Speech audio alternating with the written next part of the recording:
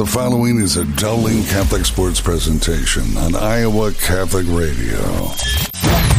This is Maroon Nation.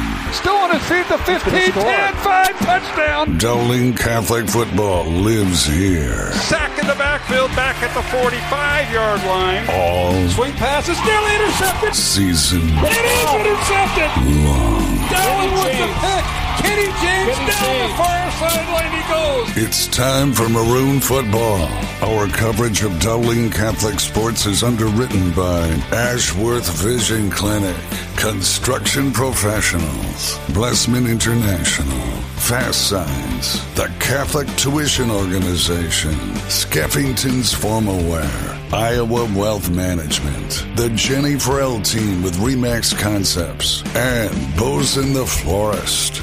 And now, the voice of Dowling Catholic football, Mark Amadeo.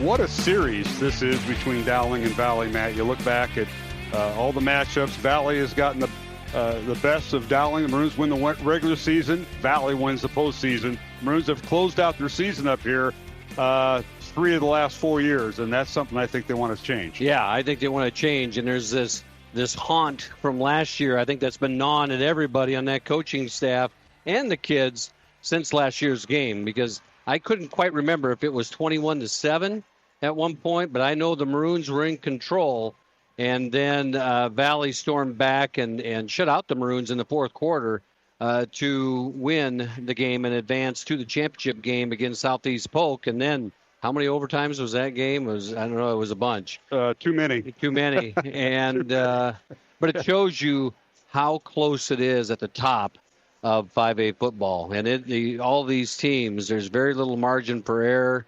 And right now, this game is about who has matured through the season. I know it's a very different Dowling team than the Week 1 team, and a team whose defense struggled in that first game, and now they're looking for a little redemption there. And really, the last 3 times these kids have played each other, it's been about, can you contain the quarterback? Because he has been the one, and his legs and his arms that have put the Maroons on their heels. Yeah, and Coach Wilson talked about that, and we're not going to play the pregame because we're right up against kickoff. But Coach Wilson talked about running quarterbacks, and they faced a few this year.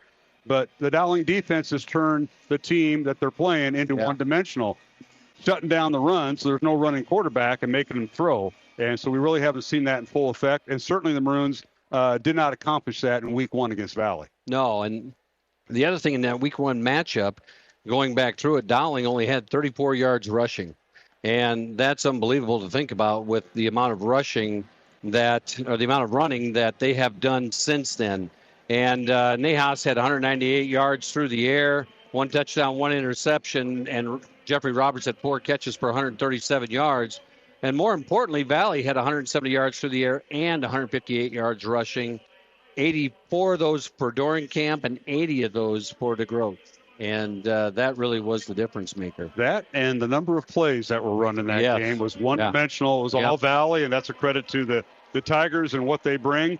But tonight they're playing to advance to the 5A state championship game next Friday night here at the Unidome in Cedar Falls. Beautiful day, highs in the upper 60s. You drove up. I know you've been on the road, a lot of windshield time. You went to state swimming in Iowa City, state girls swimming last night. So you're going to have an update about swimming and diving. I do have an update, and the Dowling girls, congratulations to Paul Urey and his crew.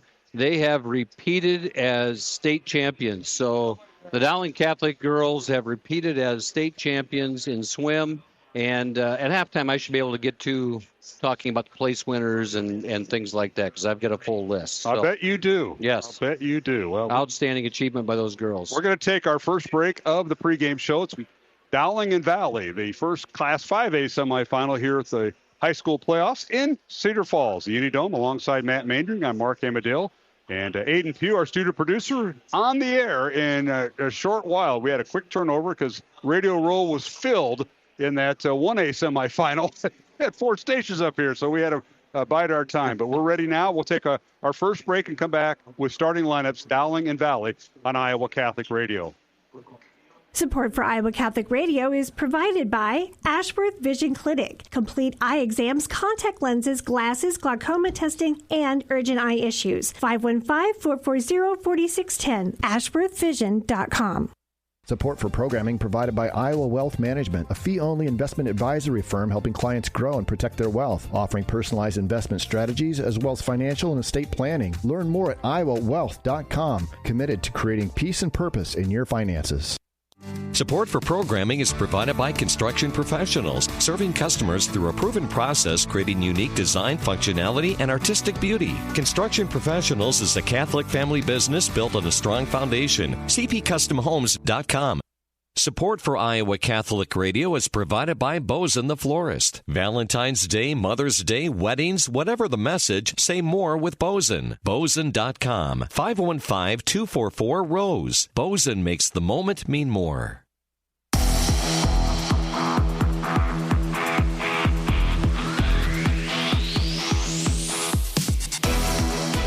right, we're back here at the Unidome in Cedar Falls.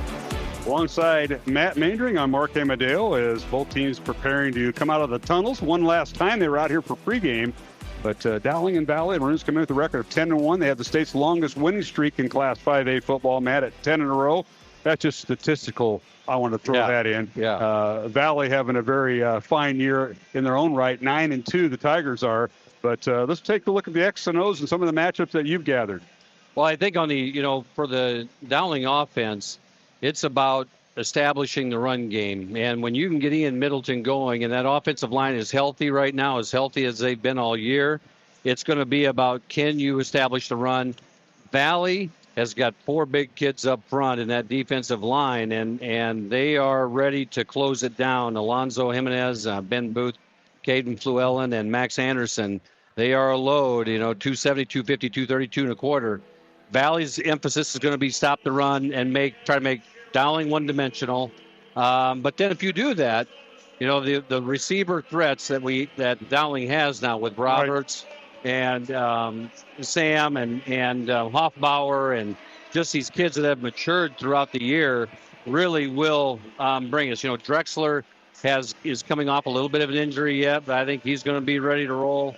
And it should be exciting. But I think it's going to be about, can that offensive line and can Ian Middleton get to 100 yards? And can they grind that out? That's going to be the challenge in going in that direction. I know Dowling's hungry, but you can only take small bites in this game. And it's going to be ball possession, field position, and clock management. All that comes to play in a Dowling Valley series, Matt, as you've well known the last 10 years. Yeah, and you're looking at the first half, and you're probably thinking you might get 4 possessions.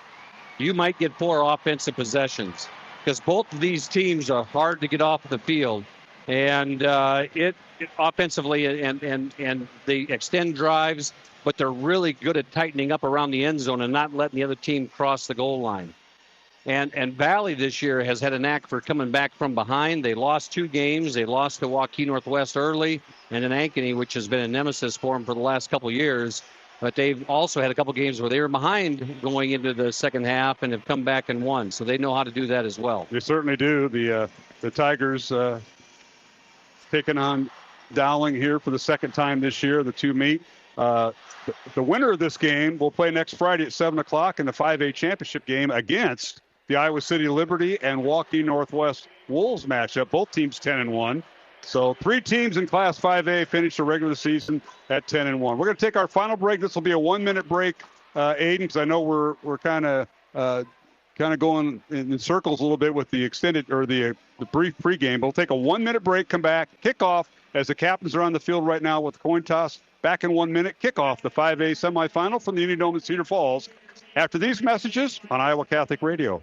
Support for Iowa Catholic Radio is provided by CTO. Your support has helped thousands of students attend our Catholic schools. CTOIowa.org. At CTO, the bottom line, it's for the kids and their future. Health powers life. From the delightfully routine to the truly uncharted, at Mercy One, their caring doctors focus on just that, so you're ready for what life brings next. Find care at mercyone.org/healthpowerslife. Fast Signs is a custom sign and visual solutions company with an extensive selection of digital signage, interior and exterior signs, banners, and vehicle wraps. Learn more at fastsigns.com. Thank you, Fast Signs in Clive, for your support of Iowa Catholic Radio. Programming supported in part by Skeffington's Formal Wear, in business since 1951 with locations in Des Moines, West Des Moines, Coralville, and Ankeny. Skeffington's Formal Wear, online at skeffingtons.com. Thank you, Skeffington's Formal Wear, for your support of Iowa Catholic Radio.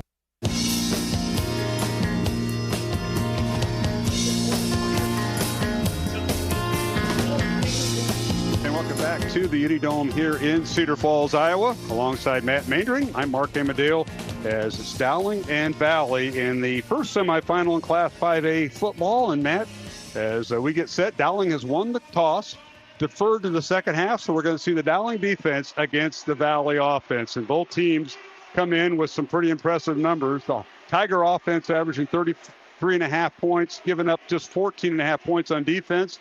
Dowling averaging 35.5 points on offense, giving up 7.5 points on defense. And it's going to be the tale of two teams here as we're getting set. And Valley's the only team to have scored over. You know, they scored 20 points. No one else has done that against the Maroons this year. And I know the Maroons, after that game, just had kind of a heart-to-heart about defensively and everything. And they got things that, obviously, they got things turned around. And they're ready to go. And we're going to find out early what these two coaches are what they have in store. And here we go, Mark. All right, Ryan Kuhn kicks off from the 40-yard line. Dowling going right to left, but receiving the football is Valley from the 18.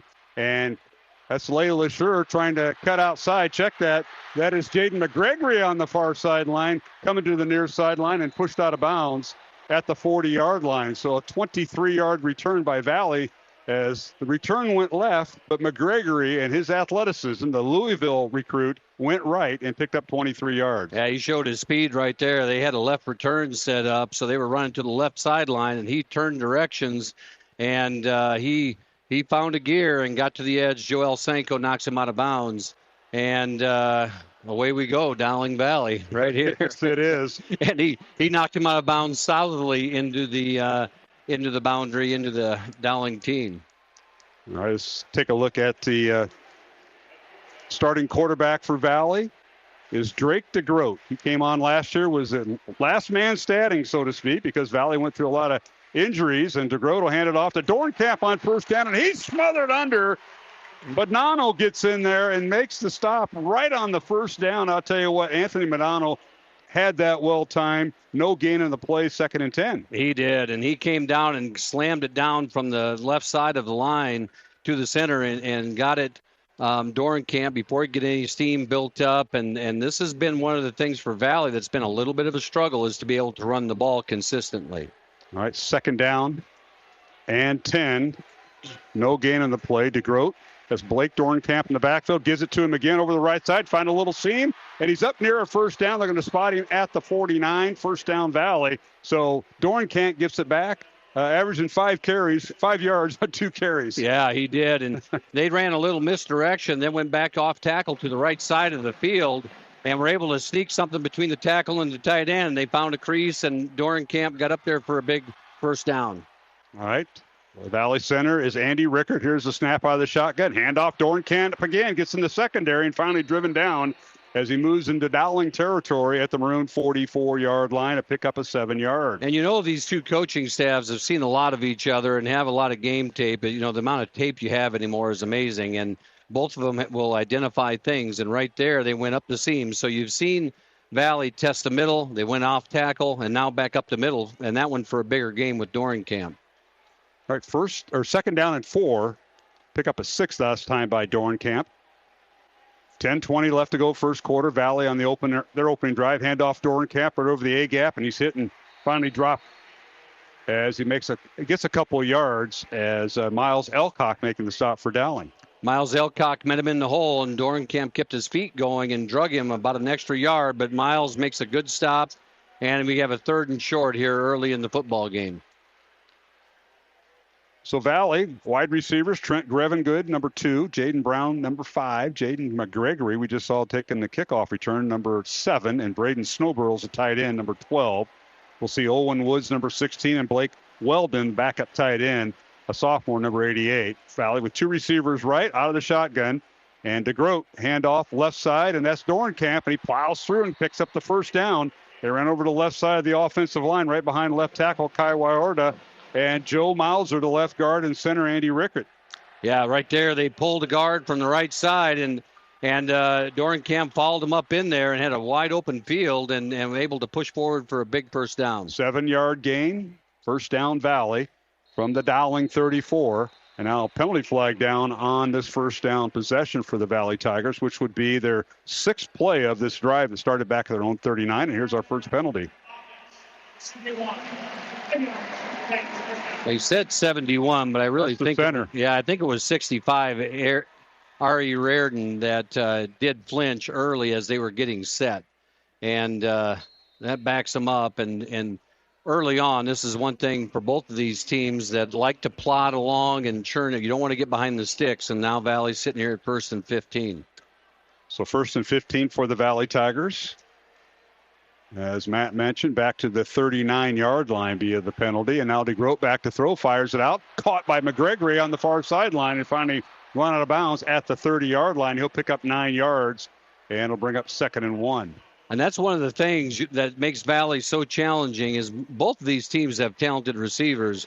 But that Valley crew with Jaden McGregory right there, you got to make the tackle on that first chance. And right there, Dowling swung and missed. He was able to jump forward. They're going to get yards after catch. That's what they look for. A lot of quick passing out of Valley.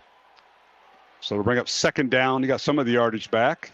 2nd down and 5 for Valley at the Dowling 29. Handoff Dornkamp left side. Now bounces outside, angling for the end zone, and he'll get in. Touchdown Dowling and touchdown Valley, and Dornkamp from 29 yards out as the Tigers strike first.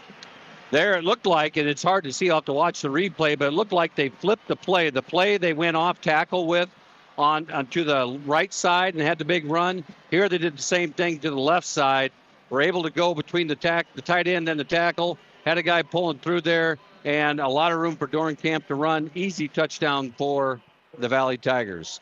So the Tigers commit 1 penalty during the drive. So 7 plays and 41 yards on the Valley drive. The extra point now up and good by Conley Harn. And our score, Valley 7, Dowling Catholic nothing. 8 minutes, 50 seconds remaining in the first quarter from the Unidome in Cedar Falls in the Class 5A semifinals on Iowa Catholic Radio. Iowa Catholic Radio is supported by our listeners and business underwriters as we connect people to Christ while bridging the gap between the church and the marketplace, seeking God in both. If you own a business that you'd like to use to help further this mission, email me, August, at iowacatholicradio.com, and we encourage you to thank the many businesses who choose to underwrite programming on the Iowa Catholic Radio Network. Your presence is vital as we participate in the church and the marketplace, seeking God in both. Support for Iowa Catholic Radio is provided by Ashworth Vision Clinic. Complete eye exams, contact lenses, glasses, glaucoma testing, and urgent eye issues. 515-440-4610. AshworthVision.com.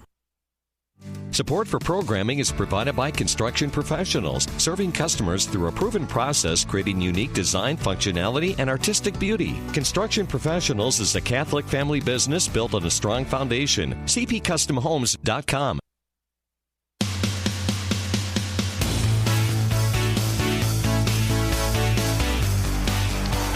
All right, we're back here at the Unidome in Cedar Falls, the Class 5A semifinals. Kickoff by the Valley Tigers. Conley Harn goes in the end zone, touchback, and Dowling with a first down at their own 20-yard line. And, Matt, we're going to see the Dowling offense for the first time tonight to see if they can answer Valley's first possession. That was a touchdown drive for the Valley Tigers of 7 plays and 41 yards. I had done with a statement, too. Only one play where they didn't get more than a couple yards, and that was a big statement by this Valley offense. Now the Maroons need to show them what they can do with the offense. All right, Joey Nahas in at center, or at quarterback. It receives the snap from center, and right up the gut, Ian Middleton goes over the A-gap, and he gets up to the 27-yard line, so a 7-yard gain for Ian. You know, you'd say, well, we saw that, and now we're going to try and match that. Ian Middleton says, give me the football. And he plowed through there, right through that right side, right behind Evan Mitchell and Max Thomas for a big gain. Cade Cross is the Dowling center. Josh Miller, the left guard. Handoff Middleton again. This time they run the stretch play left side, first down and more. Across the 40 up to the 45-yard line. A pickup of 18 yards and a Dowling first down. What a picture that was. You come around and you're running off tackle to the left side. You're pulling two guys, and Ian Middleton had four big linemen in front of him as he's running down the field. His helmet came off with the tackle, so he has to go off for a play as the Maroons reach the 45. First and 10, Dowling from their own 45. Valley leads it 7-0. 8 minutes. We approach the 8-minute mark here in the first quarter from the Unidome in Cedar Falls. Joey Nahas has time in the pocket, fires it out. It is caught by Roberts, and Jeffrey trying to make a turn does and gets across midfield to the Valley 48. That time they ran Roberts all the way from the left side of the formation as he's a crosser on this one. So he just ran right behind the linebackers, and with his speed, Nahas hit him in stride. He catches it, tries to make a little bit of a move, and a good rally to the football by the Valley Tigers, but a big pickup on first down. Gain of 7. We'll bring up 2nd and 3 Dowling as they're in the Valley territory. Maroons with the 2 receivers left. Back to throw Nahas, looking left, fires the ball downfield, and pass is incomplete. No penalty flag. There was a collision between the Valley safety and Roberts. That's no call. That's kind of surprising that there's no penalty on that because he knocked him off course.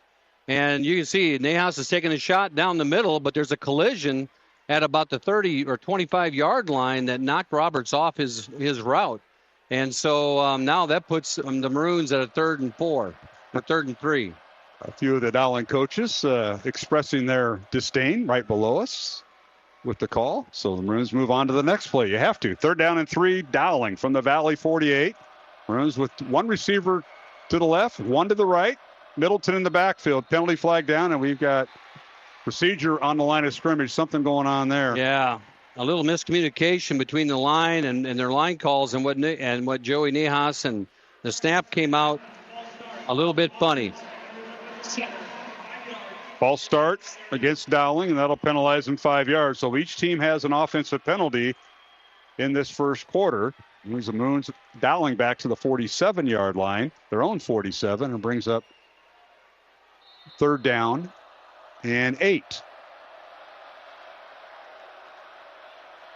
2 receivers left, 1 to the right. Back to throw Nahas. Looking right. He's got a man open, and he overthrew his intended receiver, Jeffrey Roberts, who had one-on-one coverage there by the Valley Tigers, Denault Moore. Yeah, and that, the missed call over the middle, and then the penalty, all of a sudden a little bit of a mental game there for the Maroons to bounce back, and here you are now at 4th and long and have to punt the ball away. And the Maroons going for big plays. So yes. Sometimes, big shots. And they went for big shots with Robertson both times. Now, Schmidt in the punt. Henry Schmidt averaging 38.5 yards a punt. Gets it away. It'll bounce at the 20. Take a Dowling bounce inside the 10. And it picked up by Gregory dangerously between 2 players. And he's brought down right at the 11-yard line. Called for a fair catch and then let it bounce a couple times. And then he decided to pick it up. So I didn't know. Is that legal, Mark? I think you can pick it up and you can't advance it. You can't advance it. Yeah, that's my understanding. I think they're discussing it right now. Yeah, because he made the fair catch and backed away from it, and then after the ball was bouncing, he decided to pick it up.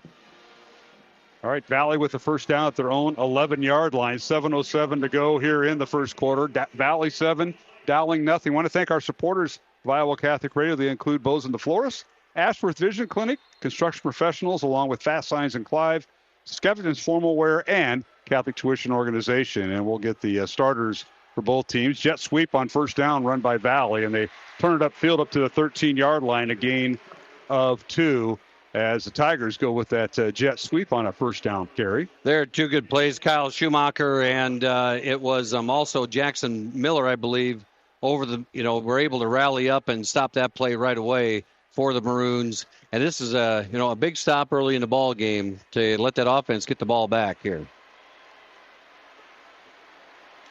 So give him a yard. It'll be 2nd and 9 Valley. Let's see if the Maroons, what they do with 3 receivers left. They hand it off to Dornkamp, and he goes left. Can't find a running room over left guard and tries left tackle and moves up to the 13-yard line for a gain of 1. Dowling got good penetration early, and then Dornkamp was able to slide and miss the get out of Bobo's tackle and slide to the left, get a couple more yards before Miller and company were able to take him down for a short gain. Dowling defense, Ryan Bobo, Brady Hagan, Miles Elcock, and Anthony Bonanno, the front 4. Edgar Perez, Jack McLaughlin will rotate in along with Ian Middleton.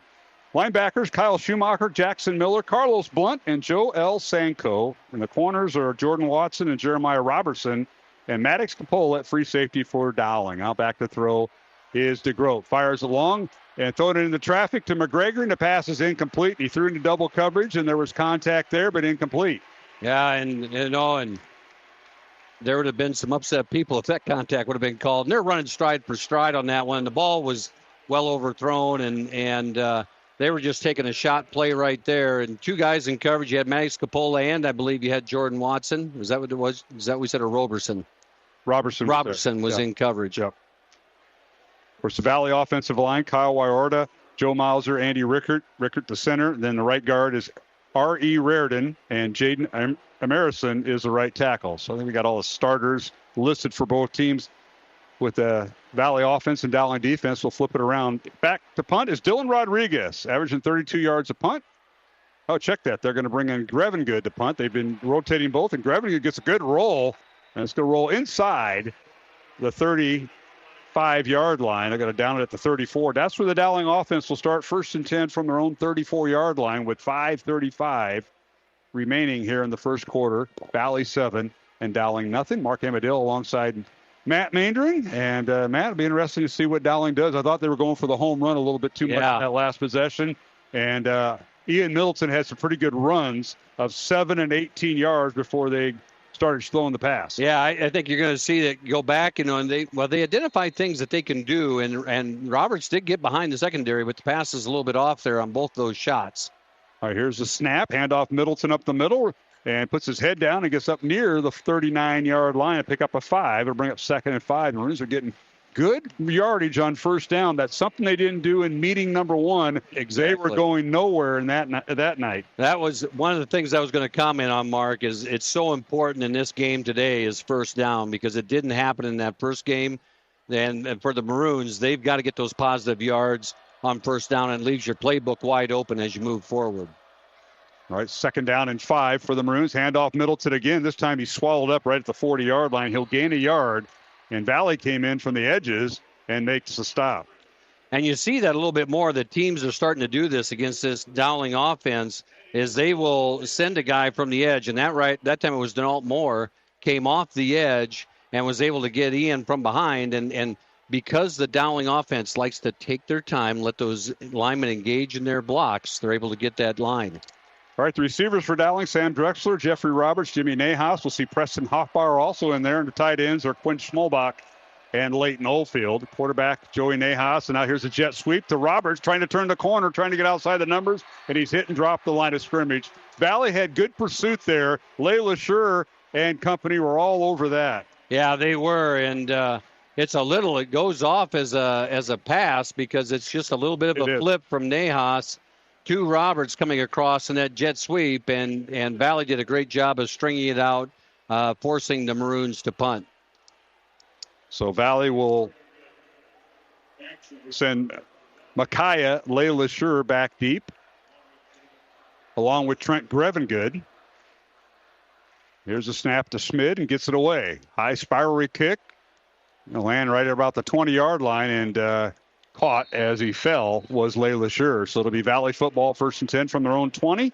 And both teams now in a rhythm. The defense has taken over after Valley scores on their opening drive of the night. A 7-play, 41-yard drive. It's been all the defense has taken over here, Matt. It has. And you can't understate the punt there by Smith. That was a great punt. He had a high hang time, forced the Valley receiver to come up and catch it on a knee, more or less, and so there's no return. So Valley starts from the 20-yard line. 1st and 10 Tigers. They'll bring their offense out. Led by quarterback Drake DeGroat. Groat back to throw, throws it to the right side. Hit and drop. There's a caught. The catch was made by Blake Dorenkamp out of the backfield. So the running back in play and makes a nice catch, but he's hit and dropped for a 1-yard gain. Hello, Joel Sanko. And Joel Sanko had his eyes on the running back, and he kind of baited him a little bit. He knew he was coming, and he went and laid the shoulder to him. And it's amazing the kid held on to the football because that was a hit. That was a football play right there. Well, if you know Dorenkamp's grandfather, you know he can hold on. He can hold on to the football. Al Dorenkamp was one of Central's legendary linemen, and it kind of shows. He's got toughness. Here's DeGroat back to throw, fakes the toss, back to throw he goes, and he wants it all, and the pass is underthrown, incomplete, trying to hit McGregory. And both teams trying to go to the home run ball. Yeah. And that time, that all blew up. He threw it into no man's land. It just ball landed on the turf, and there wasn't a defender or an offensive player around it. And the reason for it was DeGroat had to get rid of the ball early. Bonanno was coming up the pipe at him, and they did a play fake. The play looks like it's going to the right. He boots out to the left, and Drake drops back, and Bonanno was all over him, and he had to get rid of the ball early, and he basically kind of threw a jump ball up. Yes, he did, but he threw it into no man's land. Yeah. It didn't help Dowling or a secondary Valley receiver, so it brings up 3rd and 8 Valley from their own 22-yard line, leading 7-0 over Dowling here in the first quarter. Back to throw to Grote, and he threw it away. McGregory, or check that, it was Brown. Jaden Brown, the receiver, was well covered that time by Dowling's Jeremiah Robertson. Yeah, Jeremiah Robertson makes a great play there. And what you're seeing from the Maroons right now is they are giving DeGroat a lot of different looks. And they're mixing up where the blitzing is coming from. If they're going to blitz, the last time they had 3 guys with their hand in the ground and Bonanno's flying around trying to find his spot. And just a great defensive play or great defensive mixing up what the looks are for DeGroat. So Valley will punt from their own 22-yard line. And into punt will be Trevin Grevengood, averaging 38.5 yards. A punt, good snap by Mason Motzenbacher. Dowling will let it bounce. It bounces at the 35, takes a Dowling bounce up to the 36, and that's the Maroon offense will be 1st and 10 from their own 36-yard line with 3 minutes, 10 seconds to play here in the first quarter. Valley 7, Dowling nothing, and the Dowling offense trotting out for the 3rd time in this first quarter. And I really thought, Mark, that they would have been satisfied to get maybe 4 or 5 possessions in the half. And both defenses are really stepping up right now. And you give that Dowling offense a couple more times to figure out where the creases are.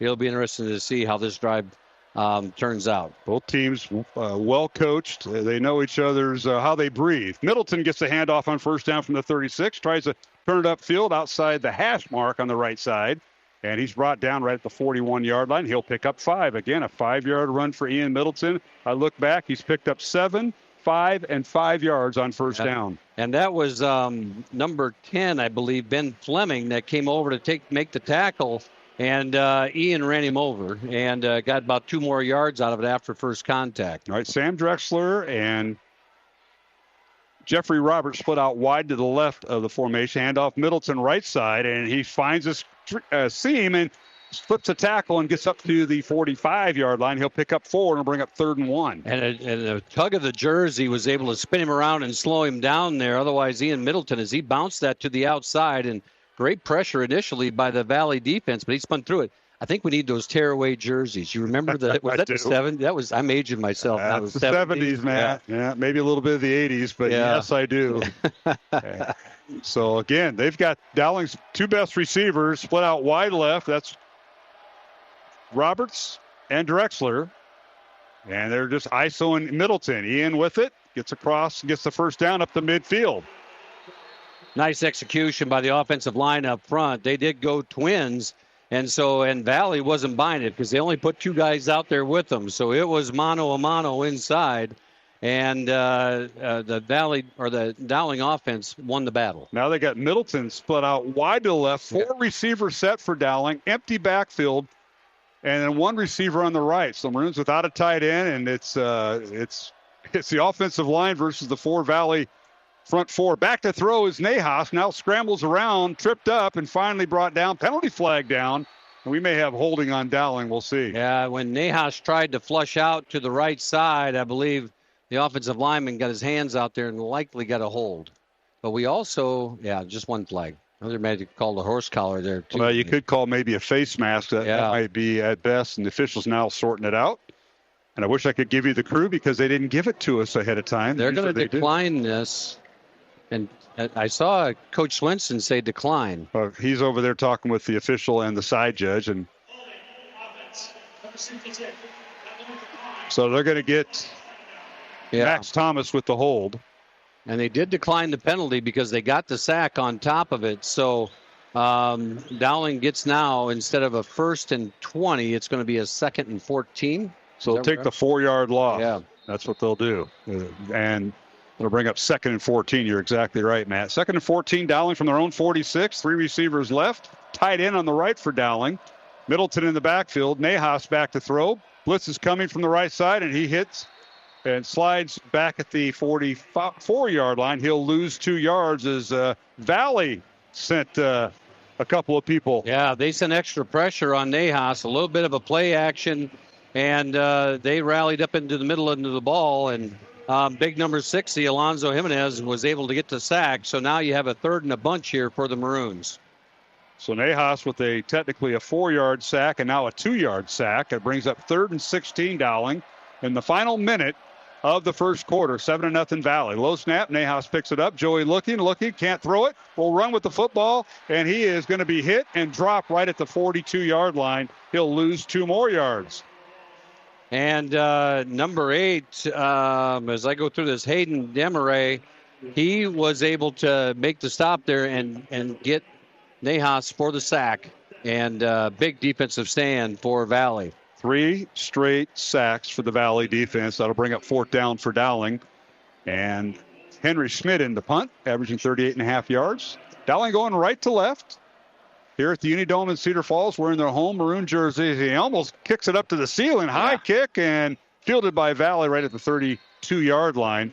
Nice fair catch signal there that time by the Tigers, Trent Grevengood. And that's where the Valley Tigers will start, 1st and 10 from their own 32-yard line, Matt Mandring, with 15 seconds left. Yeah, if we'd have been outside a week ago, I would have said that was going to come down with frost on it, that football. He did get air under that. It could have. No return. This afternoon's game on Iowa Catholic Radio is brought to you in part by Fast Signs and Clyde, Skeffington's formal wear, and the Catholic Tuition Organization. Valley offense coming back on the field, the Dowling defense on the field. And let's see if the Maroons, what they can do. Both teams have kind of been in a stalemate since the opening drive by Valley. They take the opening kickoff, goes 7 plays, 41 yards. And Dornkamp scores from 29 yards out. That's been our only score, 7-0 Valley. This might be the final play of the first quarter. Handoff Dornkamp, and they gets up to the 35, gain of 3, and that'll probably do it for the first quarter. So yeah, a little right up the middle, and Dornkamp, strong run. He's got 4 Maroons taking him down, and he kept his feet, and here we are. All right, we'll take a timeout. We've come to the end of the first quarter here at the Unidome in Cedar Falls, the first Class 5A semifinal, and it's the West Des Moines Valley Tigers leading Dowling by the score of 7-0 on Iowa Catholic Radio. Join Iowa Catholic Radio for the Daily Gospel Reflection with me, Father Nick Smith, by subscribing to the podcast or listening to the Catholic Morning Show, weekdays at 7 Central here on the Iowa Catholic Radio Network. Encounter Jesus. Support for Iowa Catholic Radio is provided by CTO. Your support has helped thousands of students attend our Catholic schools. CTOIowa.org. At CTO, the bottom line, it's for the kids and their future. Programming supported in part by Skeffington's Formal Wear, in business since 1951 with locations in Des Moines, West Des Moines, Coralville, and Ankeny. Skeffington's Formal Wear, online at skeffingtons.com. Thank you, Skeffington's Formal Wear, for your support of Iowa Catholic Radio.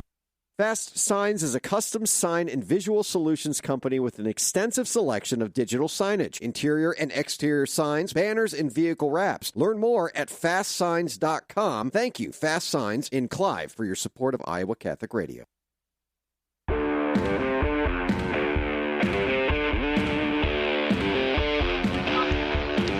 All right, welcome back to the Unidome here in Cedar Falls as we begin the second quarter. It's Valley 7 and Dowling nothing. Alongside Matt Mandring, I'm Mark Amadale. And Matt, you had some pretty good analysis of Dowling offense.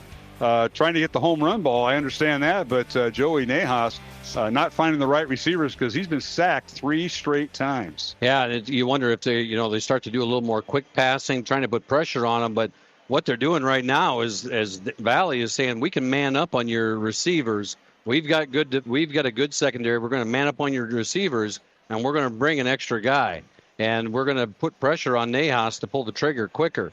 And to this point, that's worked out very well for them as the Maroons try to figure out how to counter that moving forward. Earlier today, the 1A finals are now set with Regina of Iowa City defeating Grundy Center 31-12. And in the game that just preceded us, West Lyon advances with a win over South Hardin. So those two teams will meet for the 1A title next Thursday at 4 o'clock. Here, the winner of Dowling Valley will meet the winner of Iowa City Liberty and Waukee Northwest, which will start at approximately 7 o'clock. We're going to be a little behind. We were behind in this game with the game start. So the winner of this game will play the winner of that game. And we may stay for a little bit of that, Matt. Well, you're going to be up here for the weekend because you're going to a game tomorrow here with your son's team in Van Meter. Yeah, Van Meter. And they have a tough game tomorrow with Osage. And so that's the 10 o'clock game. So we'll stay the night.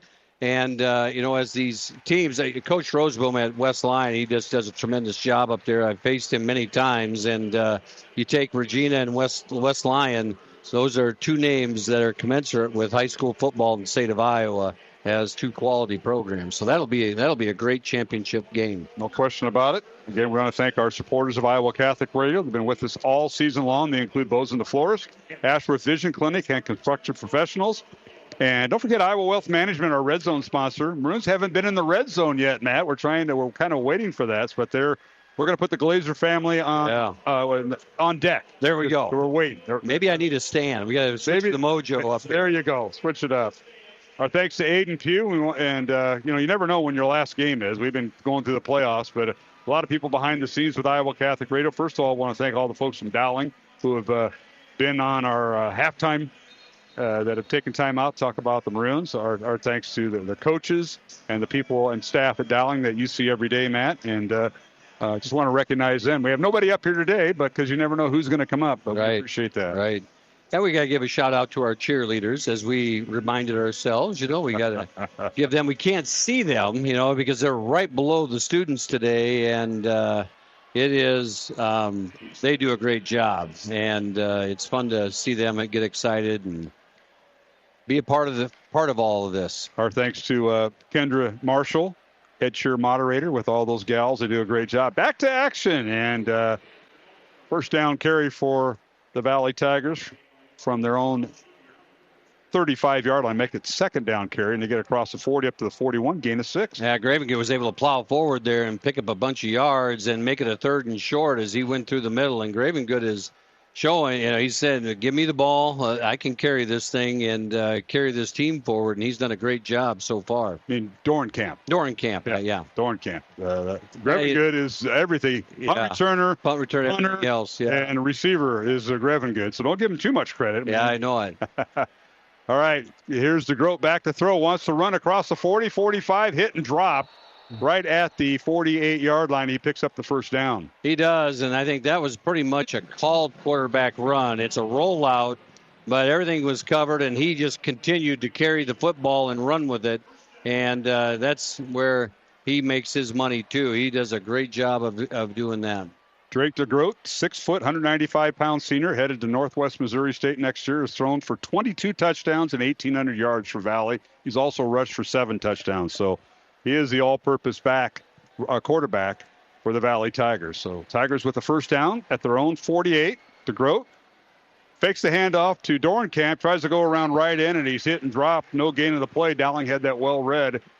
And Dorenkamp tried to get outside the numbers and was dropped there. Yeah, you can tell Bonanno has practiced that play right there. He's got it's a read play where DeGroat is reading the defensive end, in this case Bonanno, the last man on the line of scrimmage, and Bonanno read it well and was able to take him down right away. Right, Dorenkamp on the year, just under 900 yards rushing coming into tonight's game.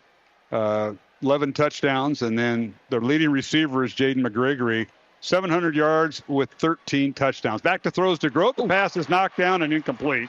Dowling got their big paw up, and Edgar Perez knocked it down. Well, at least he was chasing it down. I don't know if he got his hand up. We'll find out here. Well, he's got that club. That's right. He's got that club on the one hand, but that was his good hand. Yeah. And so, it was. And Edgar Perez got through and got pressure and got a hand up, which you teach those defensive linemen. If you're not going to get home, if you're not going to get to the quarterback, get those hands up, and he deflected the ball. Stops the clock with 10:06 to go, second quarter. Valley, 7. West Des Moines Dowling Catholic, nothing. In the Battle of West Des Moines here in Cedar Falls. Beautiful day up here in the upper 60s. Sunshine, nice breeze. DeGroat back to throw, lateral pass, penalty flag down. Will stop the play. We got procedure against Valley. Yeah, we're going to have movement on the Valley Tigers, and so that'll back them up a little bit more. That'll move it back to the 44-yard line in Valley territory. Starting to see a little movement there. You know, both teams were kind of plodding along and not doing anything real fancy, which you would guess in this matchup between these two rivals. And that was a little bit of window dressing. There was a lot of things going on there at the snap, and a little bit too much probably. Why do these coaches think 2 or 3 plays ahead? I mean, I see Coach Joensen do that. I can see Coach Wilson. They're trying to confuse the announcers. That's what they're trying to do. I think so. 2 great men. Gary Joensen at Valley and Dowling's Tom Wilson. All right, 3rd and 14 Valley after the penalty of 5 yards. Moves the ball back to the 44. DeGroat back to throw. Sets up in the pocket over the middle, and the pass is incomplete. And the receiver turned the other way, and that might have been Owen Woods, the junior, who's caught a couple of touchdowns. He turned the other way while the pass went right to, like on a post route. Yeah. And he ran a curl route. Yeah, he ran to the boundary instead of running to the middle of the field. He broke it off, and sometimes it's a read for what they read the defense is doing. And DeGroat thought he was going to run between the hashes, and that's where he put the football where nobody was. All right, 6 plays, and a punting unit comes in for Valley. And today it's Trent Grevengood, who is also the punt returner. Good snap by Grevengood, the right-footed kick. Averaging 38 yards, and is caught by Dowling right at the 15-yard line and dropped immediately.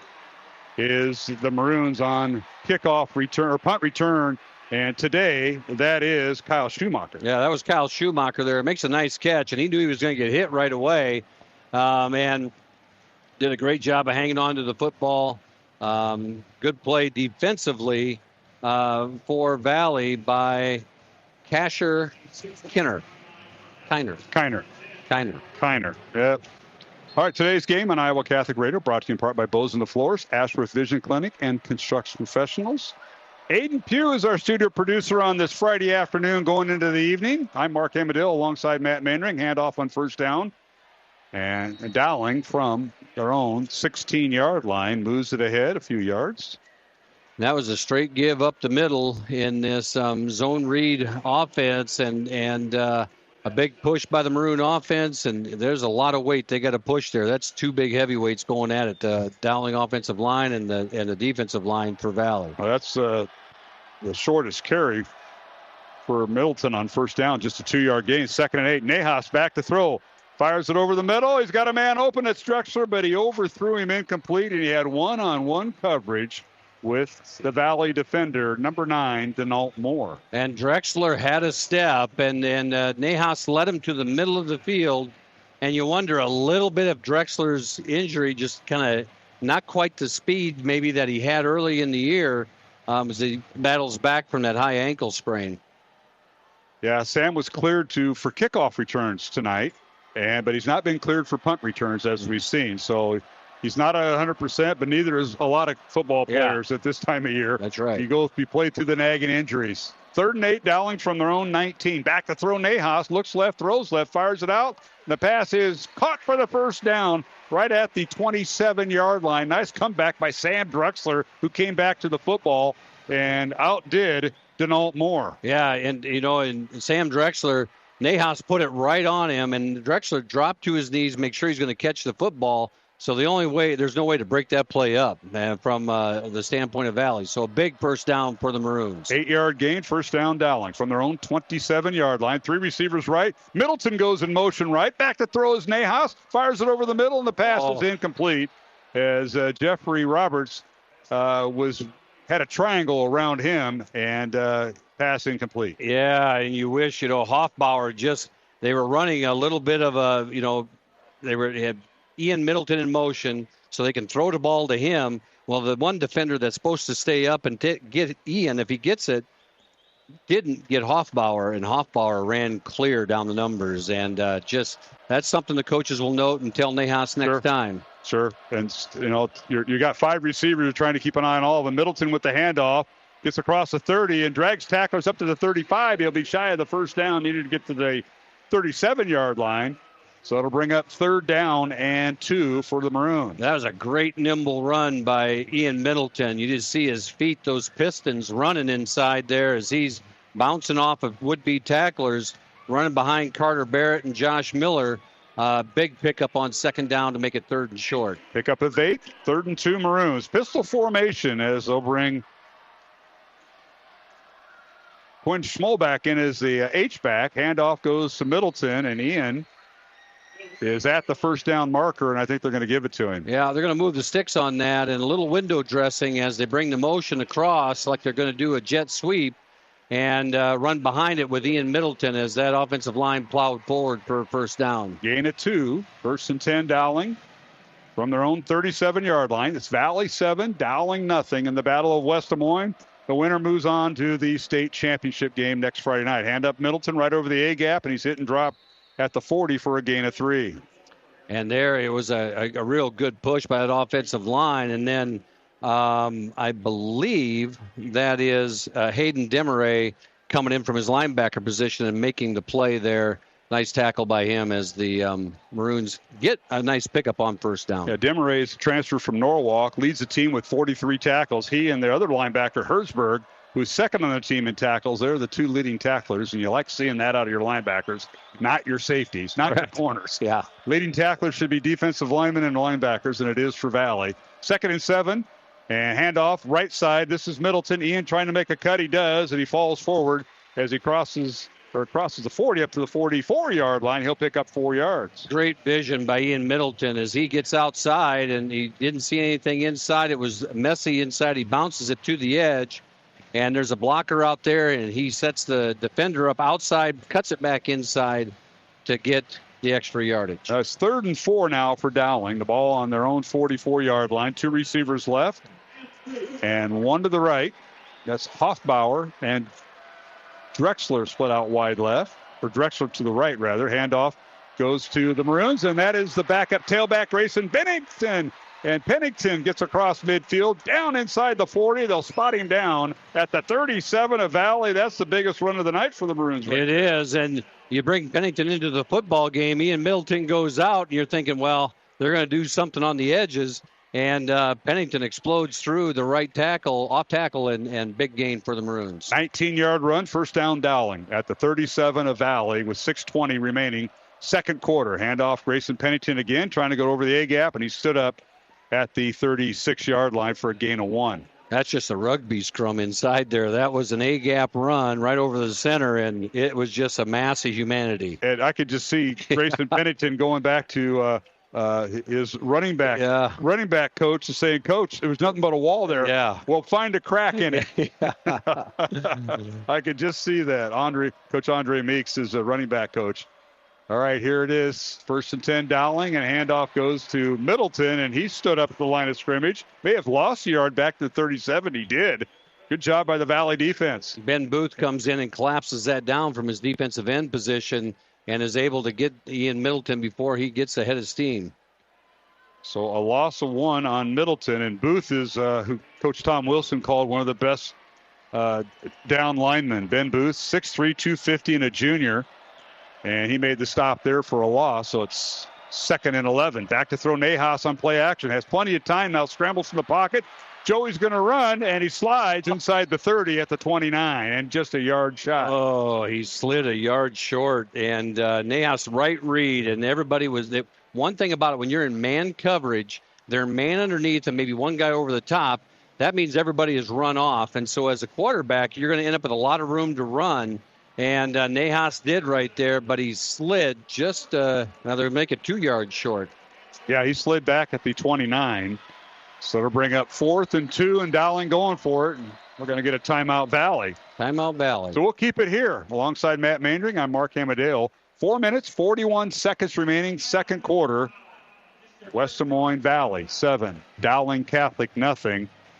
Class 5A semifinals. The winner plays next Friday night, right at 7 o'clock here at the Unidome in Cedar Falls. Our thanks to Construction Professionals, Ashworth Vision Clinic, and Bozen the Florist. Well, it'll be interesting to see what Dowling does, Matt, as the Maroons huddle up. They get a timeout called by Valley. So what do you think they go to the line of scrimmage with? They go to power, or will we see something exotic that maybe the coaches have been setting up?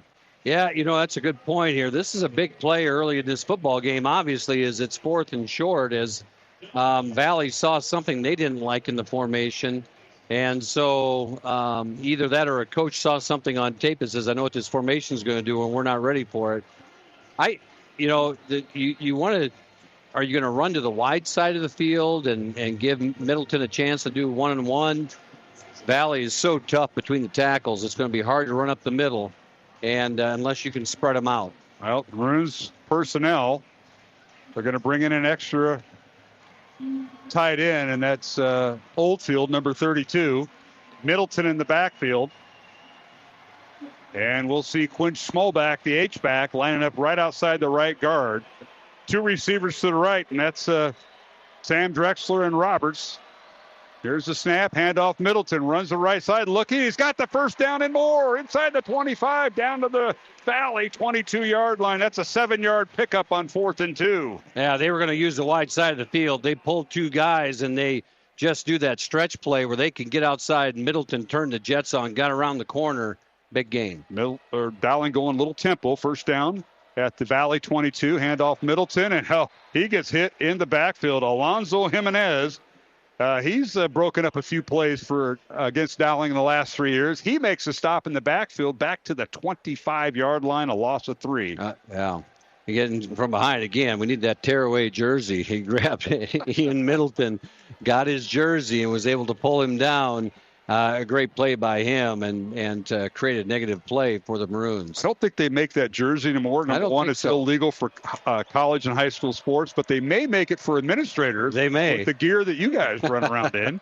I've seen Mr. Herring and his, and you and your Dowling gear, so maybe that's tearaway. I don't know. Back to throw Nahas, fires it out, caught by Middleton out of the backfield. Ian inside the 15, and he's near a first down. Let's see where they spot it. Right at the 14-yard line. He'll be a yard shy. They're going to be just a half a yard short here as they do that swing out there. They had trips to the left and then run Ian Middleton out behind him, and there's not too many safeties that want to come up and hit him one-on-one in the open field. That's a gain of 11. So it's 3rd down. And it is a short yard. And it might be, it depends on where they got the ball. It might be 2 yards. The 12 is where they need to go, it looks like, Might be 2 yards. So 3rd and 2, we'll call it. Middleton in the backfield, handoff left side, and he puts his head down. Let's see if he's got the first down. I think they're right at the 12. Right at that stick. So Middleton with the carry over to left side. They're saying he's short. They're going to say it's 4th down. No, we don't measure anything anymore. We don't want to do that. You can eyeball it because the turf, they don't have the natural grass that you had, and whoever you and the crooked lines. You and the maintenance guy were measuring crooked lines, so nothing was right. Nothing. Well, it was all right if we won. If you won, yeah. Dowling now with a 3rd and short. No, 4th and short. 4th and short. Hey, right, big play here. Trying to look at the replay here. Right at the marker. 4th and inches, we'll call it. Handoff Middleton right side, and he's got the first down inside the 10, and he's driven down at the 8-yard line. He'll pick up 4, and it's 1st and goal Dowling at the Valley 8. And again, Valley is shooting a guy off that back edge, and he almost gets to Middleton. He clipped his heel a little bit, but didn't get enough of him, and Ian, with that running strength that he has, able to plow forward at a big fourth down pickup for the Maroons, as this is the kind of drive that we kind of expect a little more of. Grind it out. There's 2 minutes left in the half as the Maroons move forward. All right, 1st and goal from the 8. Handoff Middleton, a stiff arm, and he's finally pushed out of bounds, maybe at the 7-yard line, gain of 1. But that was the 18th play of this drive, Matt, that started back at the 16-yard line 8 minutes ago. Yeah. What a time-consuming drive by Dowling here as the half is winding down with 1:50 remaining. Yeah, I was wondering what yard line we started on, because this has been a time, and it's, you have 1 fourth down conversion already, 2 fourth down conversions on this drive, and so. 1 at midfield and 1 in Valley territory. Yeah. Dowling in the Iowa Wealth Management Red Zone, a fee-only investment advisory firm helping clients grow and protect their wealth. Learn more at iowawealth.com. A handoff Middleton, and grinds his way down to the 5. He'll bring up 3rd and goal from just inside the 5-yard line, a gain of 2. And that's something else to get those kind of yards in there, because basically Valley's run blitzing on that play right there is they're bringing everybody, filling the gaps, and they're able to get in there and get underneath everybody and get forward. Now you have a tough call. 3rd and 5, 3rd and goal. 3rd and goal on the 5. Yeah. Just inside the 5. This will be the 20th play of the Dowling drive. Started back at their own 16 about 8 minutes ago. 2 receivers to the left, 3 to the right. Robertson motion. Back to throw Nahas. Looking. He wants to run with it, and he's going to be hit and dropped at the 2. It'll bring up 4th down. 4th and goal at the 2 for Dowling. 4th and goal at the 2 with 1 minute to go. I have a feeling Coach is he's going to go right away, or he's going to call timeout here and get settled on a 4th down, 4th and 2 from the goal line. The clock's still running, and the Maroons with 3 timeouts remaining. Valley with 2. Yeah, he's going to let this run and then call timeout. And 40 seconds left on the clock. 10 on the play clock, and I think you're right. Coach Wilson will call timeout, and they're either going to go for it, bring the field goal unit on. They'll do one or the other. Either way, we'll keep it here, as Dowling does use their first timeout. 23 seconds remaining in the first half. 7-0 Valley over Dowling Catholic. We'll keep it here. Recognize our supporters of Iowa Catholic Radio. They include Bozen the Florist, Ashworth Vision Clinic, and Construction Professionals. Oh. They took a delay of game. There was no timeout. Took a delay of game. There you go. So we're going to attempt the field goal. Now they're going to attempt a field goal. So Dowling's going to take the points. This will be a 24-yard field goal attempt by Ryan Kuhn. The holder is Owen McConville. The long snapper, Jack McLaughlin, from the right hash, left to right in front of us. McConville wants the ball. Ball is down. Kick is up, and it's blocked. The kick is blocked, and McConville recovers it at the 19-yard line. So Valley gets in there and blocks the punt, or blocks the field goal. Let's see who got in there. I think it's number 9 and all 4. He came off the edge, and he was flying across and was able to block it. And, I was watching some game tape this week, and I can't remember which game it was, but he did something similar, I believe, against Johnston. Yeah, yep. He just got right in there on the left edge. Yeah, he did, and no one got a hand on him. And then fortunately for the Maroons, McConville was heady enough to get on that ball, so there wasn't a scoop and score that went with it. So first down Valley at their own 19-yard line. That was a 21-play drive by Dowling that took 9 minutes and 30 seconds, and they came up empty. So Valley will take a knee from their own 19-yard line, and that'll do it as we come to the end of the first half. Valley 7 and Dowling Catholic nothing. And just a note to Aiden, our studio producer. Aiden, we will take a 2-minute break when we get to a minute here. Aiden Pugh, our studio director, we appreciate that. But Matt, Maroons come up empty right before the half, a 9.5 minute drive from their own 16 down to the Valley 2, and coming up empty, nothing to show. So a lot of things went through. We thought was going to be a timeout and go for it. Yeah. It was no timeout. Delay a game, take the penalty, and kick the field goal. And, Coach Wilson, when you're that close to the goal line, it is a tougher kick. And so for him, it was back him up a little bit and let him take the swing from a little bit deeper. And then they go ahead and get the block. Because the other thing that Coach is thinking about is they get the ball. Dowling gets the ball first to start the second half.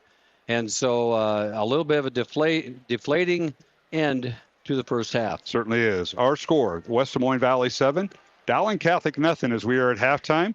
Alongside Matt Mandring, I'm Mark Amadale, and we'll take a 2-minute break and come back with halftime statistics, a little bit of discussion, and we'll get some of our sponsor breaks in as we are at halftime here at the Unidome in Cedar Falls. Again, the halftime score, Valley 7, Dowling nothing on Iowa Catholic Radio.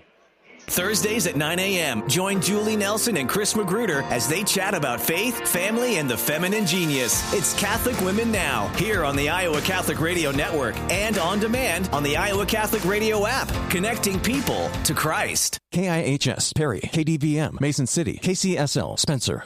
The radio home for your Dowling Catholic Maroons. 105.5 KIHS, Perry, Des Moines. IowaCatholicRadio.com and the Iowa Catholic Radio mobile app. Support for Iowa Catholic Radio is provided by Ashworth Vision Clinic. Complete eye exams, contact lenses, glasses, glaucoma testing, and urgent eye issues. 515-440-4610. AshworthVision.com.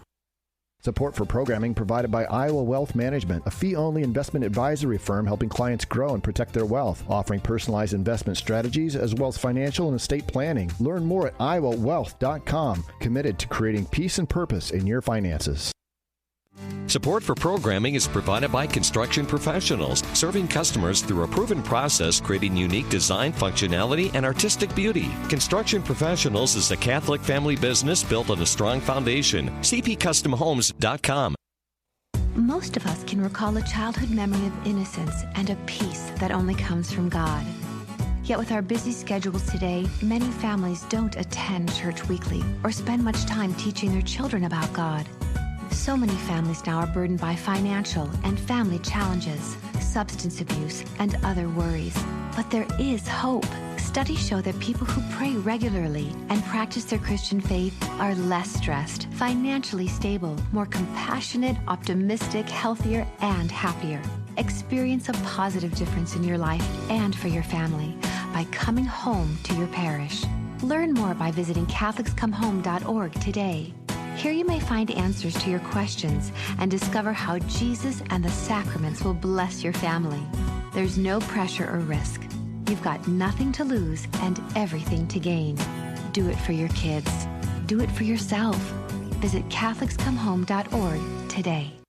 This is Maroon Nation. High enough, long enough, and it is good! Want Dowling Catholic football on demand? Download the Iowa Catholic Radio mobile app and listen to the Maroons anytime, anywhere.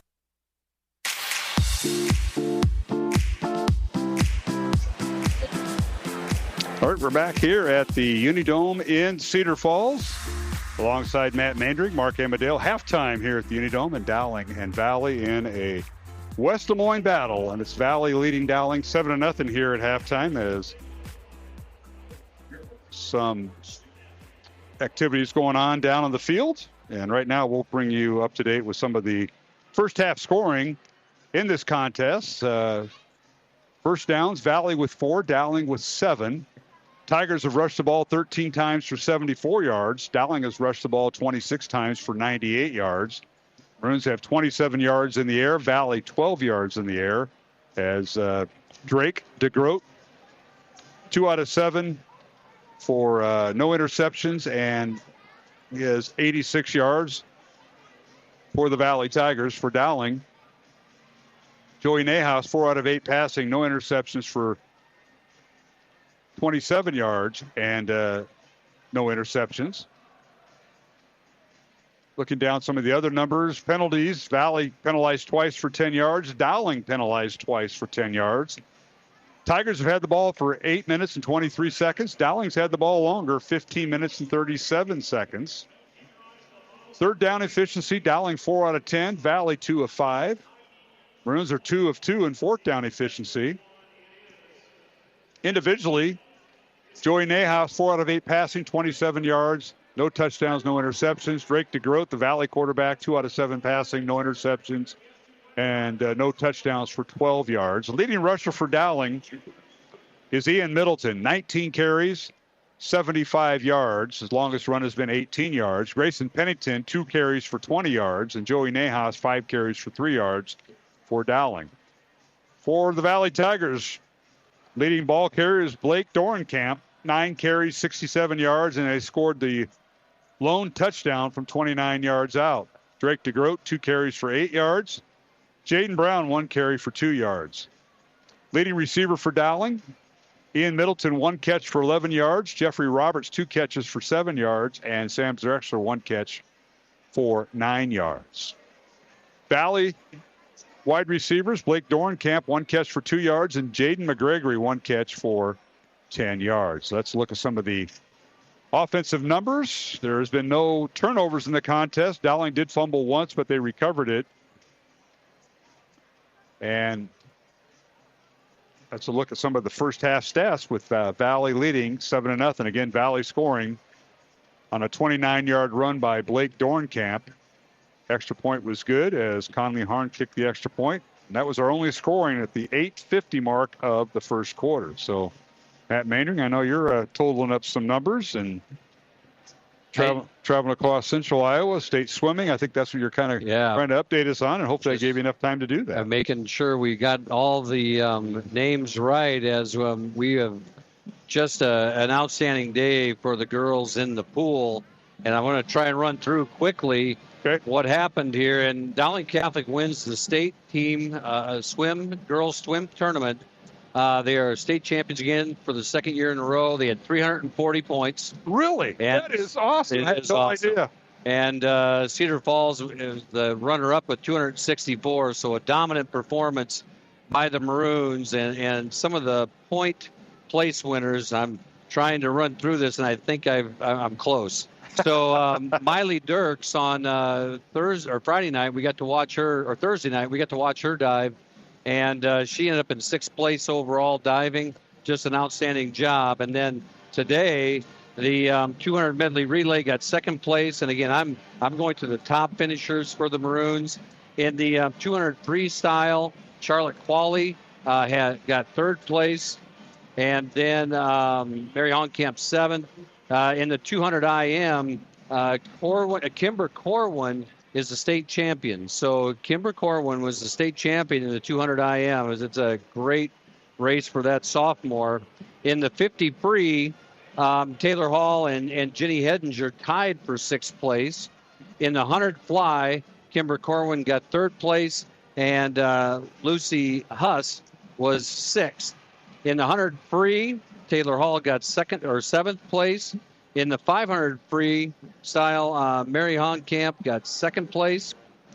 And Sassy Hassett was 3rd. In the 200 free relay, the Maroons were 4th. Charlotte Qualley 2nd in the 100 backstroke. And rounding things out in the 100 breaststroke, Jenny Hedinger was 5th place and Raymaker got 7th. The 400 free relay of Qualley, Kimber Corwin, Honkamp, and Hassett was state champs. And I believe that was the last race of the day. And the Maroons just a dominant performance in the pool today. So congratulations to those girls. I think I was told they're trying to get to the airliner to celebrate, which I'm sure that's where they are right now. Go to the 2nd floor, ladies. One of my favorite places. And getting some pizza. And celebrating that win. And congratulations to Paul Urey and his staff on another outstanding season for the Maroons. Well, they won it last year? Yes, yeah. So they're back-to-back champs. Back-to-back champs, and just an outstanding they got the momentum going right now. And we got some young kids and a good mix of some seniors, some upperclassmen, and some young kids that's going to keep this thing rolling for a while for the girls. And you don't know anything about swimming, and they're in there at 5:30 in the morning, and it's a lot of early mornings and time after school for those kids and the coaching staff. And so congratulations. Coach Paul Urey and the Dowling girls swim team, state champs in Iowa City, and celebrating at one of my favorite restaurants in Iowa City back in the 80s, Matt. Yeah. The Airliner. Yeah. The guy next to me, we were just there about a month ago, doing business, of course. Yes, I'm sure. So what do you think of the first half numbers? Kind of ho-hum, Dowling Valley, a one-possession game, 7-0 Valley here at halftime, Matt. Yeah, and the numbers are going to turn out pretty even and probably lean to the Maroons a little bit just because of that last drive. Time of possession, absolutely. Right, you had the 2 drives. Valley's first drive, getting them into the end zone, and Dowling's last drive of the half, getting them just short and coming up with no points. And otherwise, and in between, it was just a slugfest. And so both teams going into half, and we didn't really expect a high-scoring football game. And so we'll see now as everybody pulls the stops out in the second half. No question about it. Hey, I did want to mention on behalf of Tom Wilson, we were talking last night. We did our coaches show, which we didn't air. Maybe I should have aired it at halftime. I don't know. Because this is an extended halftime. Now the kickers are out there for both teams getting their legs warm. But the moms that do a great job for each class. And I'll start with the senior class. Holly Coppola heads up the moms group there. I saw her and Tess Trump yesterday when I delivered your media badge, which was basically worthless here, it sounds like, here at the... I had it in an email. I was ready. I know you were. But Holly Coppola and Tess Trump, the sophomore parent rep, great job. They were getting letters to the kids on the way up today. Melissa Blankenhagen, her son came out and punted earlier this year. She is the sophomore, or the junior. Yeah, the junior parent rep. And the last one, the freshman rep, is Sarah Schlitz. And we appreciate all the work these women do to support Dowling football. You can't do it without the parent reps. And I know Tom Wilson and the staff appreciate that. And you see how well these guys are taken care of from back in July all the way to here we are halfway, almost to Thanksgiving. I remember a few years ago, I haven't heard about this in a while. Do they still do the moms night where they're teaching them football and all that? We did that for a couple of years. That was a pre-COVID thing. I think that was taken over by the dance dads. So I'm not sure. That's a question for Coach Wilson. You may have to go down the hall and ask him about that one.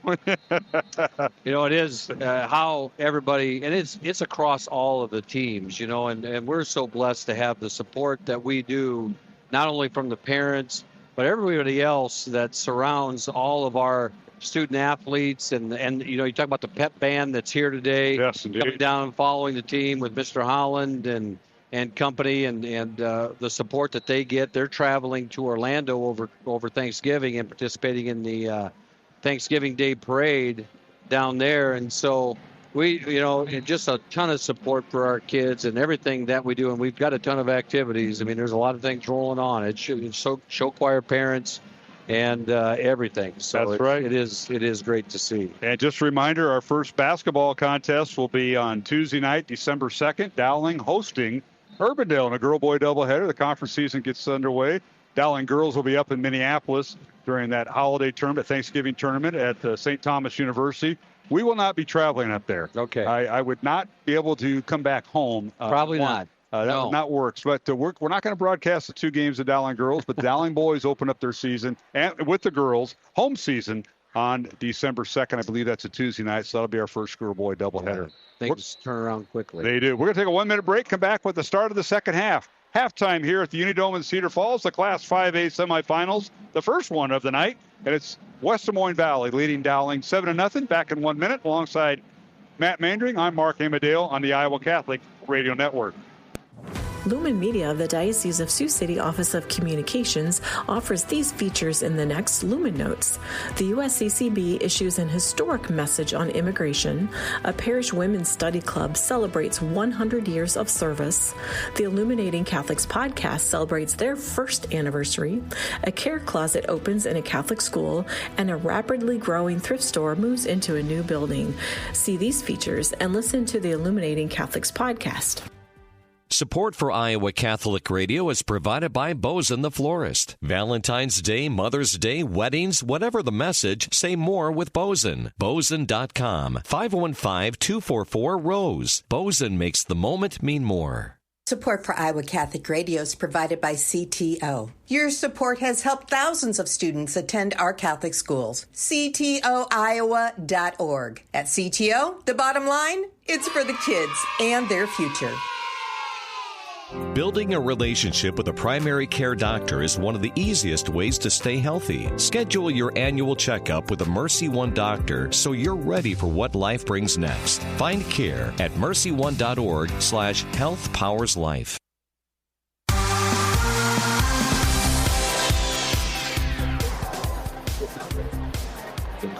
All right, we're back here at the Unidome in Cedar Falls alongside Matt Mandring. I'm Mark Amadale, ready for the second half. Matt, can't imagine what both coaching staffs, Valley and Dowling, are going through and what adjustments we'll see, because a defensive first half, one score, and that was Valley taking the opening kickoff and going down and scoring, and that's been it.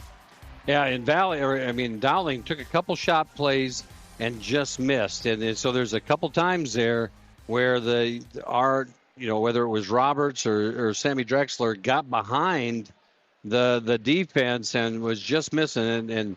And if those plays do connect, all of a sudden things change in a hurry. So I got to think that you're going to see somehow trying to get Jeffrey Roberts and Sam Drexler into this ball game and having their impact seen offensively.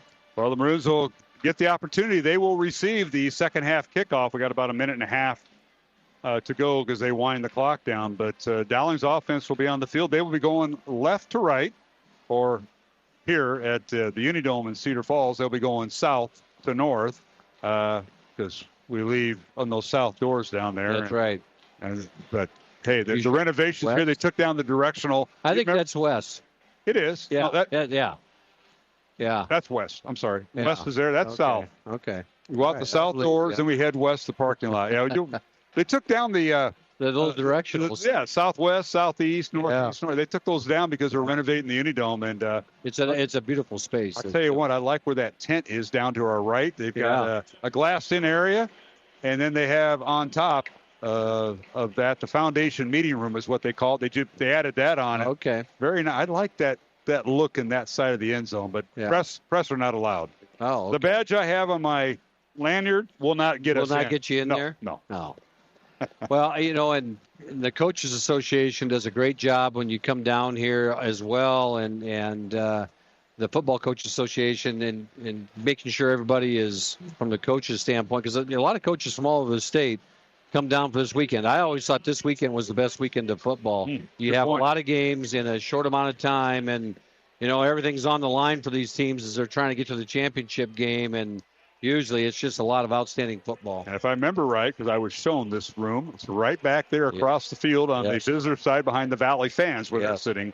And usually Coach Meeks is the keeper of that room. Oh, he is? Yes. Well, look where he's at now. He's on the sideline. He can't be keeping it now. No, he's got a much better spot right now. You and I have a chance to get in. Yeah. We have a shot. Yeah. We have a shot. All right. Valley will kick off. Tigers lead it 7-0 as we progress to the second half.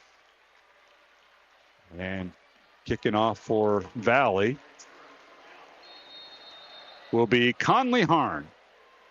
He's kicked off 64 times this year, and he's had 26 touchbacks. See if that'll work, and he'll have another one, make that 27th touchback. It'll be 1st and 10 Dowling from their own 20 as we're underway here in the second half.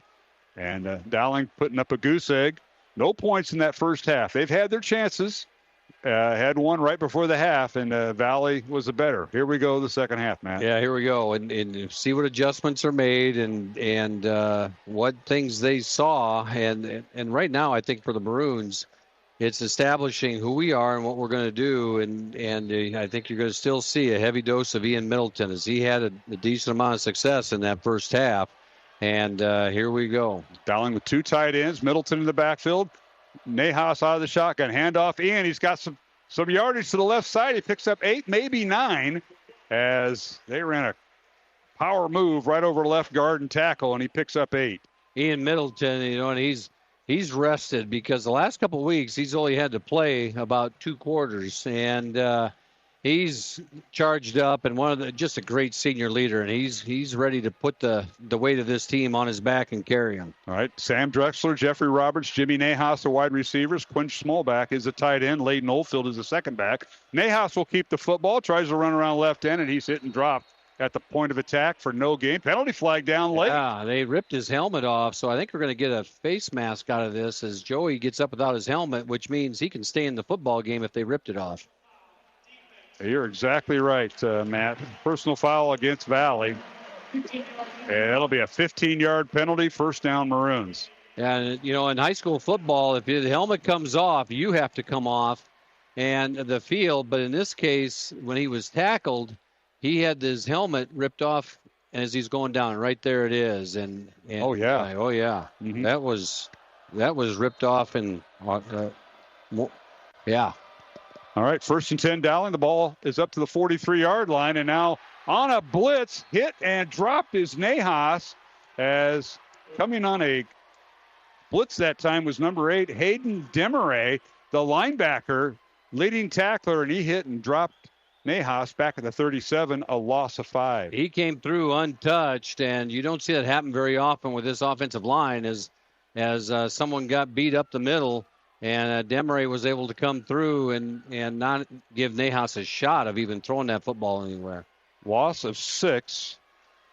Bring up 2nd and 16. Nahas back to throw. This time he has protection. Launches it downfield, and the pass is underthrown, incomplete to Jeffrey Roberts. Tried to catch it in the crowd. He had triple coverage, led by Micaiah LeLacheur. And a lot of hand fighting there as he comes across the middle of the ball, underthrown just a touch, and Roberts had to come back to it and unable to secure the catch. All right, that'll bring up 3rd and 16 Dowling from their own 37-yard line. Dowling going with 3 receivers to the right. They'll move Roberts to the left. He'll have one-on-one coverage there. 6 on the play clock, and Nahas now has everybody set. He'll send Middleton in motion, empty backfield. Here's the snap. Nahas back to throw over the middle, fires it out, and it's caught. Nice catch by his twin brother, Jimmy Nahas. First down Dowling inside the 50 down to the Tiger 47. Great read as Jimmy Nahas comes across the middle on a post pattern out of there's quads out there essentially because they put Ian Middleton in motion behind the trips, and Nahas comes open over the middle. Joey hits him in stride. Big 3rd down conversion. 16-yard gain. First down Dowling at the Valley 47. Middleton in the backfield. Ian gets the handoff. Looking over the A-gap, right over center, and bowls his way down to the 44-yard line. He'll pick up 3, and it'll bring up 2nd and 7. And they found a little crease on that right side in there behind Max Thomas and Evan Mitchell, able to get a little push forward. But again, the linebacker, Hayden Demaray, in there to slow it down and not allow Ian any more yardage. Yeah, Demaray's had quite the season, leading the team in tackles for Valley, the transfer from Norwalk. 6 foot, 210-pound senior wearing number 8. He's been a threat all night. Now penalty flag down. And offside Valley. Yeah, I think someone lined up offsides. That's what they got him for. Preliminary indication offside Valley. So the Maroons will get 5 yards via the penalty. So Dowling picks up a 15-yard unsportsmanlike call against Valley, and now 5 yards on the penalty. 20 yards in penalties. Yards in this drive for the Maroons. And you just don't see that very often. That was a case of a cornerback coming up and lining up and crossing the line of scrimmage when he was getting lined up on the receiver. All right, here is Nahas. Quick throw on the outside. Caught by Sammy Drexler inside the 30. Tiptoes down the near sideline. Inside the 5. Did he get in? Touchdown, Sam Drexler. Holy cow, from 39 yards out. Matt, he tiptoed down that sideline, thought he was going to go out of bounds. His momentum kept him in, and the Maroons get on the board. That's great balance and strength as he was hit twice as they're trying to get a hand on him to knock him out of bounds, and he just stays in bounds. And we got a penalty on the play. Let's see. Illegal formation on Dowling. What in the, they're going to come unglued the offense. I mean, so that'll negate the 39-yard touchdown run of Sam Drexler, the catch rather. Illegal formation on the Maroons. I didn't see the flag, and I don't know where it was thrown at. Someone had to be not on the line of scrimmage. I think that had to be the thing right there, as they didn't get lined up properly. There wasn't enough receivers or enough people on the line of scrimmage, I feel. So 5-yard penalty moves the ball back to the 44-yard line of Valley. So to bring up 2nd and 7. Back to throw Nahas. Looks right. Now wants to keep it. He's going to be hit and dropped. Back at the 47. He'll lose 3. And Ian Middleton did a great job of picking up the blitz initially. And Joey got back in his drop and didn't see anything and pulled the ball down and nowhere to run for him as the pocket collapsed. And again, Desmarais on the tackle.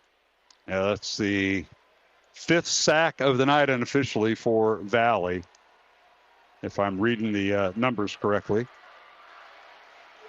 Yeah, and they're getting back there and getting and Nahas is starting to feel that pressure and getting a little bit looking down quicker. All right, Dowling with 3 receivers left. Middleton in the backfield. Back to throw Nahas. Fires it downfield. Underthrew his intended receiver. Incomplete. Short hop right into the hands of the receiver, I believe. He thought he caught it, but it's not what he thought, but the official said no. That was his twin brother, Jimmy. Yeah. And we're going to watch the replay. I don't think it would have been really hard for him to get his hands under that ball. That thing was on the ground. Ooh. Hard to tell from that right there, and you only got one look at it. And this is going to put Dowling in a punt situation. So, again, you're going from a touchdown to a punt for the Maroons. So Michael Micaiah, Layla Schur, along with Grevengood back deep for Valley. And here's the punt and fielded by Layla Schur. Check that. Grevengood with the fair catch at the 20-yard line. So the Maroons had a touchdown called back due to penalty. They'll have to punt it away, and Valley will take over 1st and 10 from their own 18-yard line with 8:23 left to go, 3rd quarter. The Valley Tigers lead Dowling 7-0 here in the Class 5A semifinals alongside Matt Mandring, Mark Amadale. So the Valley offense on the field. The Dowling defense turn around, and we'll play here. Looks like Middleton will not come out in this series here. So they're keeping him off the defensive end here, Matt. Yeah.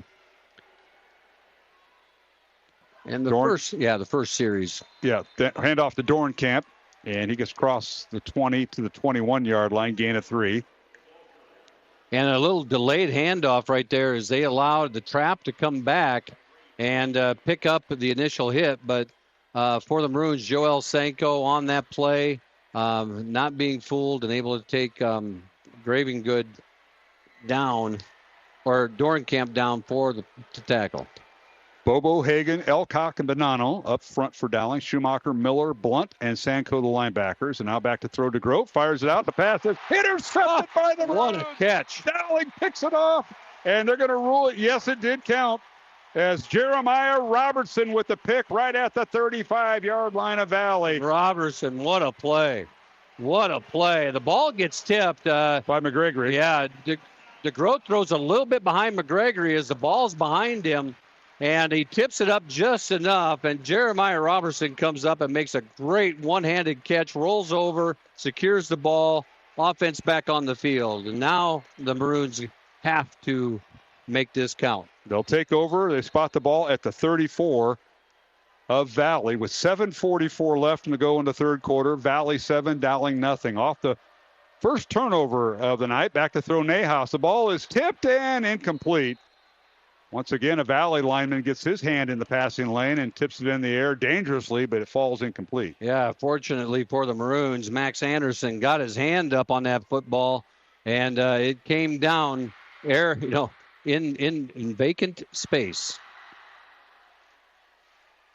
2nd down, 10 Dowling from the Valley 34. Maroons going left to right, south to north here at the Unidome in Cedar Falls. And now a fumble on the play. And did Nahas get back on it? Looks like he did. Yeah. Handoff goes to Middleton, but Ian didn't take it. Yeah. And the mesh did not happen there. Yeah, didn't get the ball into the belly. And fortunately for the Maroons, they were able to jump back on it. And it's one of those things where all of a sudden you're starting to shoot toes off a little bit. Brings up 3rd and 15 Dowling.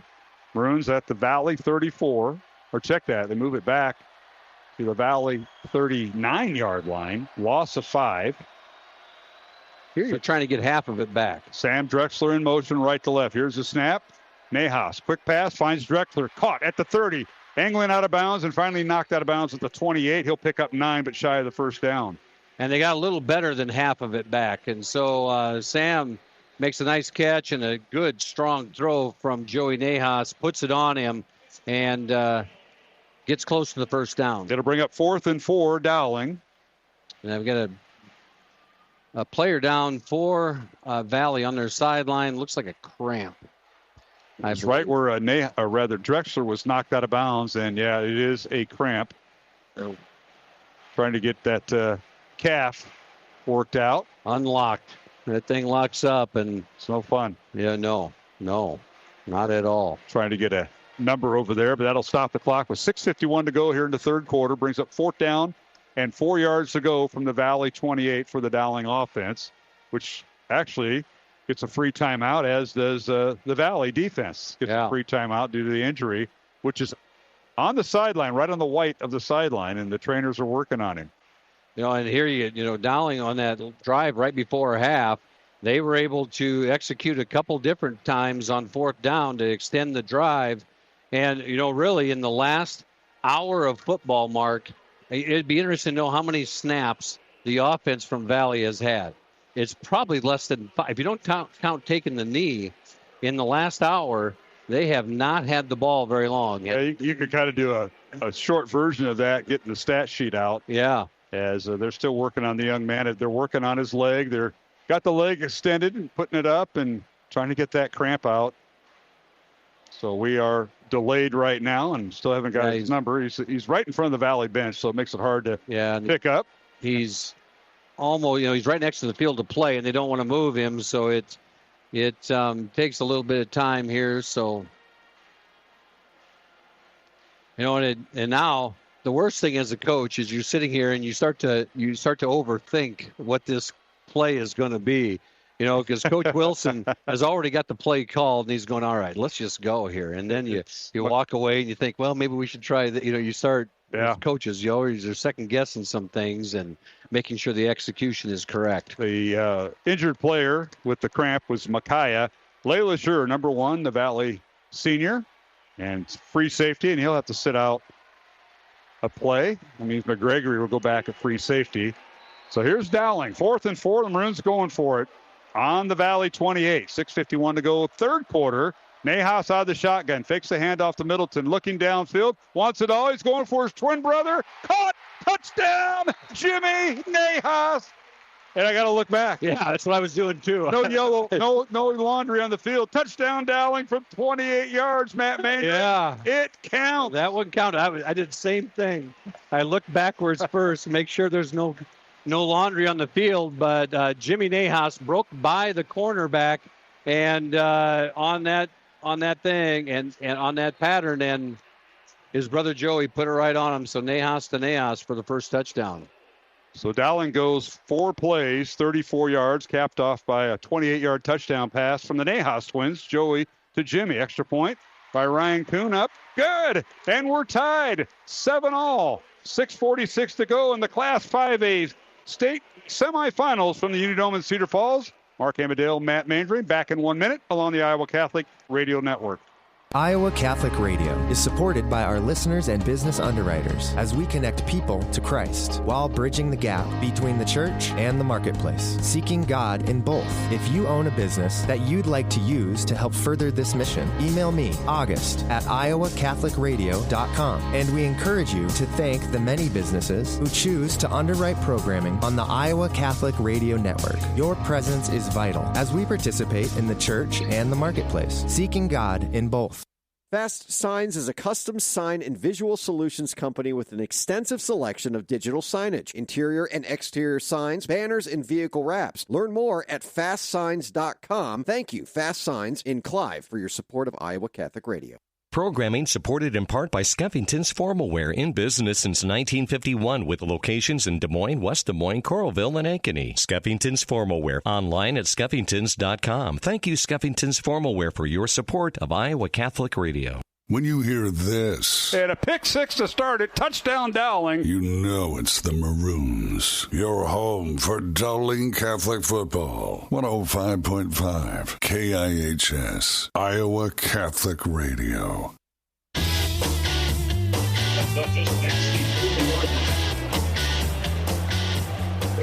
All right, we're back here at the Unidome in Cedar Falls. The kickoff by Dowling Catholic, returned by West Des Moines Valley. They cross the 40 up to the 42-yard line. The Valley offense will appear, and Dowling going 4 plays, 34 yards. Capped off by Nahas to Nahas touchdown pass. Joey to his wide receiver brother Jimmy from 28 yards. The extra point by Ryan Coongood. Set up by the Jeremiah Roberson interception and Robertson interception. Here we go. That's right. All right, back to throw to Grote. Fires it out. Pass is caught near side by Valley on the first play from their own 42-yard line, and with the catch. And if you're wondering why Dowling did a little bit of a squib kick right there, I don't think they really wanted that ball to go to Dorenkamp, but Dorenkamp was in the middle of the field and got it. But a great tackle by Dylan Ducharme and Jimmy Howard bring him down. So Gregory with the catch on first down of 5 yards. Back to throw to Grote. He wants to throw. He's going to be hit by Bonanno and sacked. Anthony with the sack in the backfield. And I'll tell you what, that young man, you see his left elbow. He's coming off an injury last week. Played the whole game against Iowa City West, but injured his elbow. But you know what? He's padded up and ready to go. He is, and just a great play off the backside by Anthony Bonanno right there, and good coverage downfield. A little bit of a coverage sack because the Grote had to take his time, and they kept him in the pocket, and Bonanno from behind tracks him down. All right, we're tied at 7, under 6 minutes to play, third quarter. Valley now with the football, 3rd and 11 from their own 41-yard line. DeGroat with 3 receivers left, 2 to the right, empty backfield. Low snap, he fires over the middle, caught by McGregor, and he is hit and dropped by Dowlings. Oh, my God, Joel Sanko with the hit. He laid the wood, and he caught the ball, though, McGregory, the Louisville recruit, and it'll bring up 4th down. Wow, watch this on the replay. Joel Sanko, he came up and stopped him right in his tracks, and McGregor's coming across the middle on a crosser and not getting a chance to really get his feet set and look where he's coming, and Joel got him. Did a nice job of not taunting on the play because he was excited. There's one thing to be excited, but you can't taunt the opponent as McGregory gets right up. Here's a snap as Valley will punt it away with Grevengood, and it goes over inside the 10, and it'll be down at the 8. So Dowling will be deep in their own territory from their own 8-yard line, but a chance to take the lead with 4:57 to go, third quarter, as the punt by Valley. Dowling will take over their own 8-yard line with just under 5 minutes to play, tied at 7. But you look at two things, Robertson's interception, and how about that third down play by Joel Sanko? Yeah. Wow. And all of a sudden you feel the energy start to come back to the sidelines for the Maroons, and you get this inflection point in every football game as the momentum starts to twist and turn. You talk about it a lot in volleyball, you know, how things turn so quickly in that game, but right now, that hit right there is a momentum swinger. All right, Dowling with the first down as Nahas hands it off to Middleton, and Ian bowls his way across the 10 up near the 13-yard line. He'll pick up 5 on first down and bring up 2nd and 5 as the Maroons get 5-yard. Nice push deep in their own territory by that offensive line. And a 3-and-out there by the defense means that this Valley defense, which has now been on the field for most of the second quarter, and now most of this third quarter, as the Dowling offense of line looks to start to wear them down. Yeah, Valley's only run 6 plays. Well, and one of them's a punt. Here's a handoff, Middleton. Stretch play to the right. Bounces outside the 15, and good job by Valley. They bring him in, and they'll run him out of bounds. Good job by the Tiger defense, led by big number 61, Ben Booth, who Coach Wilson thinks he's their best defensive lineman. And that was Jaden McGregory, the one who Joel Sanko had just taken down in that last play. And he came out and strung Ian Middleton out as he bounces back and comes right back in on defense. He's a two-way player. Yes, he is. And makes a nice play there for the Valley Tigers. Loss of 1 on Dowling. So it'll bring up 2nd and 5, Maroons. No, 3rd down and 5, excuse me. 3rd and 5 on the Dowling 12. Maroons with 3 receivers left. Middleton goes in motion left. 4 receivers. They flood the area. Now a quick pass over the near side. Incomplete. Jeffrey Roberts, the intended receiver, and broken up nicely by Denault Moore. Denault Moore breaks it up there and get his hands in there in front of Jeffrey Roberts. Makes a great defensive play for the Tigers. So Dowling will be forced to punt. Henry Schmidt will come in to do the punting. Jack McLaughlin, the long snapper. Back deep for Valley will be Trent Grevengood. He'll stand at midfield. They'll have twin safeties back there. And Jaden McGregory. McGregory headed to the University of Louisville. Here's a punt and off the side of his foot by Schmidt. And will go out of bounds at the Dowling 35. So might be shorter than that. They're going to run back a ways. A 22-yard punt with no return. Oh my goodness! Yeah. 25. You're right, Matt. That thing went. That one went sideways, and Smith had been punting outstanding today, and that one he just missed. So with 4:06 to go, third quarter, that could be a turning point there. Valley will take over at the Dowling 26-yard line after a 14-yard punt. Yeah, you talk about momentum right there. Well, the stadium just got silenced. Yeah. First down, Valley. The Dowling 26, tied at 7. Dowling and Valley. DeGroat at quarterback. Dornkamp the tailback. Hand off to Dornkamp, trying to get outside the right side, and he's hit and stuffed. He'll lose a yard back to the 27. It'll bring up 2nd and 11 for Valley. You can see the fresh legs of this defense out there running to the football and getting Dornkamp stopped up early as there was nowhere to go on that right side of the football field.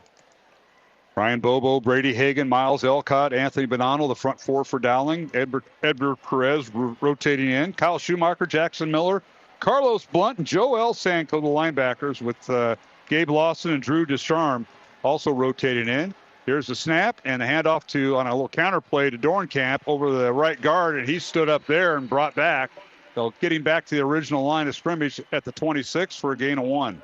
Yeah, not much there for him as they did a little misdirection trying to get him find a crease, and Carlos Blount there to stop him up and wrap him up for no gain. Dowling corners are Jordan Watson and Jeremiah Robertson, who has an interception. Maddox DePole, the free safety. And, of course, Patrick Sullivan, Gavin Gardner-Smith, and Gabe Lawson also rotate in that position, too. So it's 3rd and 10, Valley. Line of scrimmage to Dowling 26. Valley in field goal range. We'll see if that transpires here. Back to throw to Grote. Rolls to his right. Now being chased by Bonanno. Throws across his body. The pass is nearly intercepted by Capola, but broken up incomplete. And Maddox had a good beat on it. The intended receiver was Jaden McGregory. Yeah. What's the golden rule of a quarterback? Don't do that. Never throw it back across the middle of the football field. And McGregory there, he plays defense, and he had to play defense there from the offensive side of the football. Otherwise, Maddox Capola gets a interception. All right, Conley Harn in to attempt a field goal. This one will be a 43-yarder. His longest of the year has been 35, but this is indoors, so we'll see. The holder is Dylan Rodriguez, the punter. Mason Motzenbacher will snap. Good snap. The ball down high enough, long enough, and it is good. So Valley on a 43-yard field goal by Conley Harn takes the lead. 10-7 over Dowling Catholic. 2:34 remaining third quarter. Timeout on the field. We'll be back with the kickoff in 1 minute along the Iowa Catholic Radio Network. Weekdays at 5 p.m., it's Catholic Answers, a live call-in program to offer Catholics and non-Catholics a chance to talk with world-class apologists and theologians. Catholic Answers, live on the Iowa Catholic Radio Network, connecting people to Christ. How can you measure the value of education-based athletics? Well, the value is in what makes it invaluable. That's because school sports aren't just about winning. They're about learning and growing. School sports aren't just about gaining trophies and accolades. They're about learning life lessons, bringing a whole community together, developing character and integrity, having coaches who mentor you, and teammates who become lifelong friends. And you can't put a price on any of that. That's what makes education-based athletics invaluable. Of course, when you participate in school sports, you want to win and become a better athlete, but the purpose is so much greater. Becoming a better person. Support your local school sports programs. And if you have a student, encourage them to get involved. This message presented by the IHSAA and the Iowa High School Athletic Directors Association. KIHS, Perry, KDVM, Mason City, KCSL, Spencer. The radio home for your Dowling Catholic Maroons. 105.5 KIHS, Perry, Des Moines. IowaCatholicRadio.com and the Iowa Catholic Radio mobile app. Encounter Jesus.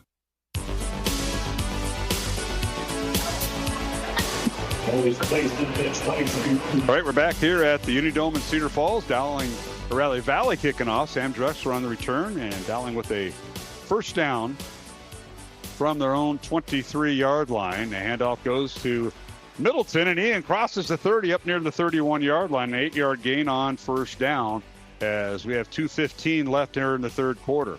Nice run of the inside there, right? A B-gap run as they get a little bit. He hits the line of scrimmage and makes a cut, explodes vertically, and Ian Middleton, nice gain there on first down. So we'll bring up second down and 2 for the Maroons. Back to throw Nahas on play action. Fires the ball over the middle. He's got Roberts wide open. Inside the 30. Inside the 20. McGregory won't catch him. Touchdown, Jeffrey Roberts from 69 yards. And we're scanning the field. There are no penalty flags down. My man from KJ. There. And I tell you what, Joey Nahas looked right, looked left. And Roberts ran by the secondary on the other side of the field, and Nahas picked him up, threw a great ball over the middle. Again, and set up because you got 8 yards on first down. You can take a shot on second and short. And what a turn. And what you expect from a Valley Dowling game, all of a sudden the twists and turns take place in the second half. So 69 yards on Jeffrey Roberts' reception from Joey Nahas. Extra point by Ryan Kuhn. Ball down. Kick is up and good. So Dowling now retakes the lead in our second lead change. And the Maroons lead it 14-10 over West Des Moines Valley. With a minute 45 to go in the third quarter, we'll take a break. A timeout in the Class 5A semifinals from the Unidome in Cedar Falls on Iowa Catholic Radio. Dr. Marcus Peter examines culture, church, and current events through the lens of faith from the heart of the church to show how Jesus Christ is Lord over all facets of life. Ave Maria in the afternoon, weekdays at 3 p.m. Central on Iowa Catholic Radio. Support for Iowa Catholic Radio is provided by Ashworth Vision Clinic. Complete eye exams, contact lenses, glasses, glaucoma testing, and urgent eye issues. 515-440-4610. AshworthVision.com. Support for programming provided by Iowa Wealth Management, a fee-only investment advisory firm helping clients grow and protect their wealth, offering personalized investment strategies as well as financial and estate planning. Learn more at iowawealth.com, committed to creating peace and purpose in your finances.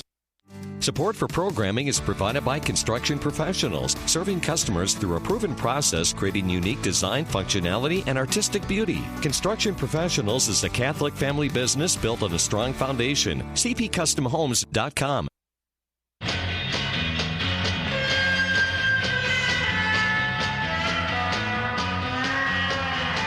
All right, welcome back to the Unidome in Cedar Falls. Here's a kickoff by Valley on the return. Across the 20 and finally brought down around the 25-yard line is the Valley kickoff return team. Dowling leading 14-10, their first lead of the night as the Maroons go on a two-play 77-yard drive capped off by Joey Nahas' second touchdown pass of the evening, 69 yards to Jeffrey Roberts. And the Maroons had their first lead, Matt, 14-10 tonight. We were talking about the different shot plays that they were taking in the first half, and Nahas looked left, came back to his right, and Roberts cleared over the middle deep, and he put it right on him. So first down Valley at their own 23-yard line. Minute 38 to go in the third quarter. It's been a heck of a third quarter. Pass over the middle. It's caught. Nice catch that time as making the reception is McGregory. And I'll tell you what, going up with him and doing a nice job defensively for Dowling was Kyle Schumacher. Kyle Schumacher makes a great play there, but a better play by keeping his hands on it. I mean, Jaden McGregory just great hands, held on to it because Schumacher did everything he could to rip that ball away. when the ball got there. But Gregory made the catch, and he picked up 18 yards in the Valley first down at the Tiger 41. And now here's the Grote. He wants to toss it to Dornkamp, decides to keep it. Little indecision there, and Dowling will sack him in the backfield. And I think Anthony Bonanno got out there in his vision and didn't. He was. You're right, Mark. It was supposed to be a toss play, and all of a sudden he didn't see it. And you got Bobo. I think it was Bobo got up in there a little too quick and didn't allow him to toss it. A big loss there on first down. Yeah, they wanted to toss play to Dornkamp, couldn't do it, so they'll move the ball back to the 38, a loss of 3, technically a sack on DeGroat. So here's a snap. Handoff goes to Dornkamp, goes over to the right guard, and he gets up to the 45-yard line, so he'll pick up 7 of those yards. Going to bring up third down for Valley, third and about 7. Third and 7, as, again, we talked about it a couple times. This Valley offense hasn't had many snaps in the last several minutes of this football game, and as the clock winds down here, this is going to be the end of the third quarter. And Valley's going to let the clock wind down. So we've come to the end of the third quarter here at the Unidome in Cedar Falls, the Class 5A semifinals. And it's Dowling 14, West Des Moines Valley 10. Back for the all-exciting fourth quarter in 1 minute along the Iowa Catholic Radio Network. From Brewster to Bloomfield and everywhere at iowacatholicradio.com or the Iowa Catholic Radio app. Listener-supported Iowa Catholic Radio, connecting people to Christ. KIHS, Perry, KDVM, Mason City, KCSL, Spencer. The radio home for your Dowling Catholic Maroons. 105.5 KIHS, Perry, Des Moines. IowaCatholicRadio.com and the Iowa Catholic Radio mobile app. Encounter Jesus. Support for Iowa Catholic Radio is provided by Bozen the Florist. Valentine's Day, Mother's Day, weddings, whatever the message, say more with Bozen. Bozen.com, 515-244-ROSE. Bozen makes the moment mean more. Support for Iowa Catholic Radio is provided by CTO. Your support has helped thousands of students attend our Catholic schools. CTOIowa.org. At CTO, the bottom line, it's for the kids and their future.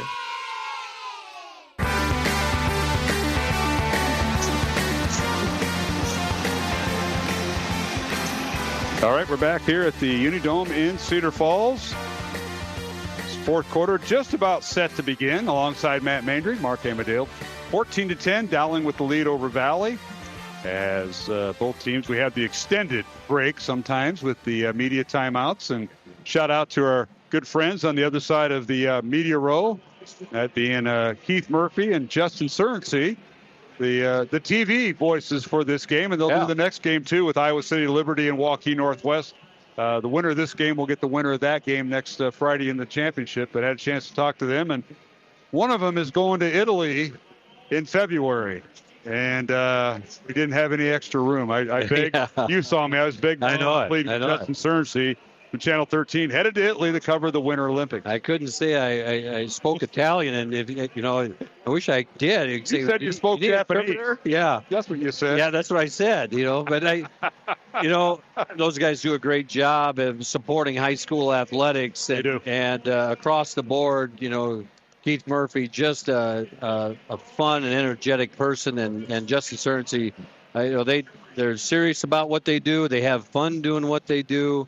And they're good for athletics all the way across the board. And of course, remember the finals on public television for the first time this year. A whole change of format. The Boys Association's contract with the other organization ran out, and they got a brand new one. This is the first championship that they're doing. They'll do football, wrestling, boys basketball, and baseball. So hats off to them, and they're doing a fine job. As we have a little extended break, keep in mind our next broadcast, if Dowling wins, will be next Friday night, 6:30. And if the Maroons win, they'll face either the Northwest Wolves out of Waukee or Liberty High School out of Iowa City if Dowling wins. If not, our next broadcast will be on Tuesday, December 2nd, and that'll be girls and boys basketball from the Dowling gym, Dowling hosting Urbandale, Tuesday, December 2nd. So I just wanted to pass that along. We got basketball here tonight. So, Matt, when you leave, Furman is taking on UNI. That game tipped off at 6 o'clock, so maybe getting close to the finale. But men's basketball tonight, the Iowa Hawkeyes in action, 7 o'clock tip-off against Xavier and Rick Pitino Jr. and Xavier. So a lot going on with college sports and, of course, football on Saturday. We were, Lisa and I were able to get down and watch the women play last night after the swim, and they are, Jan's done a great job there, and they look as strong as ever, and they are fun to watch. They almost doubled the score against Drake last night, and the Iowa women come up here on Sunday to play UNI. Yeah, big game. All right, first play of the fourth quarter, 3rd and 6. DeGroat wants to run, looking downfield, thrown into double coverage, and the pass is tipped and nearly intercepted by Capola, but incomplete. And it'll bring up 4th and 6 for Valley back at their own 45. But a lot of ping pong action as we watch the replay here, Matt. On the there was a lot of things going on right there. You're right, that ball bounced, and Jeremiah Robertson with the tip. Yeah, got the tip and almost got it back to Maddox Capola.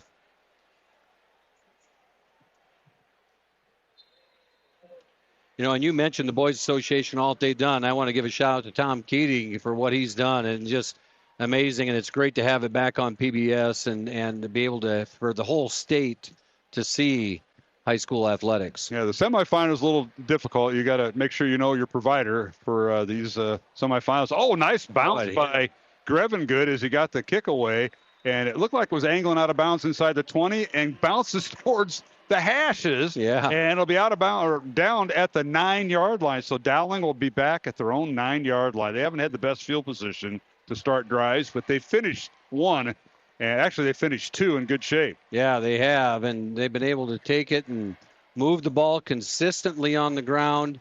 And it's good to see Sam Drexler back out there. I saw him hobble off earlier and was wondering if he was going to get back on the field. But, for that senior, and he's going to do everything he can to be out there and help contribute down the stretch. Yeah, Sam had that ankle injury against Marshalltown at the end of the regular season. Missed the playoff game. Came back and was, relatively ineffective in the second playoff game. And they're going to get Nahas for – he had a field a bad snap, and his knee touched the ground, and it'll be back at the 4-yard line, a loss of 5. Yeah, wow. And just a bad snap, and he went down to a knee to pick it up and hand it off to Ian Middleton. But in high school football, as soon as that knee touches, the play is dead. So that'll bring up 2nd down and 15. Dowling on their own 4-yard line, leading 14-10. 11-10 remaining here in the fourth quarter. Dowling will flood one area with 3 receivers to the right. Middleton in the backfield. They fake the handoff to Middleton. Nahas wants to run, and he'll just find an area and lose it up. And he'll lose a yard back to the 3-yard line. Yeah, this is going nowhere in a hurry for the Maroons, as now you're limited in your play calling because you're sitting there. It's 3rd and a bunch, 16 to go at the 3. Your backs are against the wall. All right, Coach. What do you got? You got a play call here, deep in your own territory, leading by 4. No. 10 minutes and 35 seconds remaining. Sometimes you'd be able to throw a screen out of this, which you hate to do sometimes because it's such a gamble about getting it picked off. Look at Valley's defensive line. 3 deep down linemen and the 5 linebackers. Back to throw Nahas. He wants it all going up top for Drexler, and the pass incomplete. A lot of hand fighting, but incomplete. Yeah, they had a tug on the jersey, and if you watch the replay on this, you can get away with some things on the inside, and he did right there, able to get a hand on and slow Drexler down. And he would have had to make a tough catch there. That ball was thrown up and trying to get things happening, but no luck. Drexler and Layla Schur hand fighting. Going to bring up 4th down. That stops the clock with 10:18 to go. And Valley will get tremendous field position as back deep for the Tigers is Grevengood. And here's a punt. Schmidt, a beautiful punt. Fielded at the 34. And now on the return for Valley. That is Jaden Brown back there. They had twin safeties, and he fields it and gets it inside the 30. And that's where the Tigers will have it on a short field. 1st and 10 Valley at the Dowling.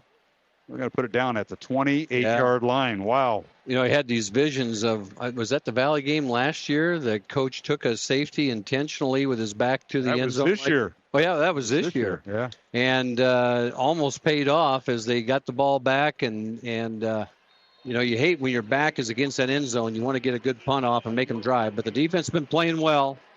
Here we go. All right. Valley from the Dowling 28, trailing by 4. 1st and 10 Tigers. And to Grote. And now here they're going to go halfback pass, and he can't get it off. Now Gregory throws it away, incomplete. He tried to hit Jaden Brown, who was the only receiver down there, and it wasn't a halfback pass. It was a wide receiver pass after a jet sweep. And they're going to throw a flag on this. I don't know if they're going to call intentional. Can they call intentional grounding on this? If there's not a receiver. Yeah. But it doesn't happen very often when there's not a quarterback. Not sure what the high school rule is. We're going to pick up the official if they decide, and they're talking it over now. Yep. Yeah, they're going to call Gregory for intentional grounding. He got the jet sweep. Looked like he was going to run around right in, and then took 2 steps back and fired it out of bounds. Yeah, he did. And if he'd have been throwing it back across the middle, he might have got away with it, but he threw it out of bounds, and all of a sudden you have a second and a bunch. Back to the 43-yard line. Line of scrimmage was a 28. It's now back to the Dowling 43. They lose it down, so it's 2nd and 10. No, it's 2nd and a bunch. Or 2nd and long, 2nd and 20. Something. 5. I don't know. You have to do the math in your head here. We need Jarek Seifert. We need Coach Seifert. He took the night off. They haven't even got it right in the scoreboard yet. They're still got the calculator out. Here's the Grote. Low snap. Fires it out. Pass is caught and wrapped up is Layla Sure, I believe. And Dowling caught him. Nice job that time. Who snuffed that out? The linebacker. Yeah, Jackson Miller came in and makes a great play. He had the read on that all the way as they're trying to quickly get it out there to one of their playmakers, and Jackson Miller right there as the ball got there. That was Brown, the receiver, and he'll lose yardage back to the 45. So, and they still don't have the scoreboard right. On stars downs. 20, 25. I think it's 3rd and 27. Or they're saying 25. They rounded up. Yeah, they rounded. Or as my friend here next door, rounds down at his supermarket. Yeah. Now they got it right. Back to throw to Grote. Feels pressure, rolls to his right, dumps it off, and finds Dorenkamp underneath, and it's caught at the 40-yard line, but he goes out of bounds, and he'll be shy of the first down. Bring up 4th down. Joel Sanko right there in coverage, soft coverage, as he's able to get Dorenkamp, as the Grote didn't have anywhere to throw the football. And a great coverage on the backside and great pressure by the Dowling front, as unbelievably Valley's going to be forced to punt out of that whole situation. Yes, they are. And they will bring in Trent Grevengood, who has averaged 38.5 yards a punt. He and Dylan Rodriguez have been splitting the punting duties, but Grevengood has got the bulk of the work today, and Valley will punt from the Dowling 41.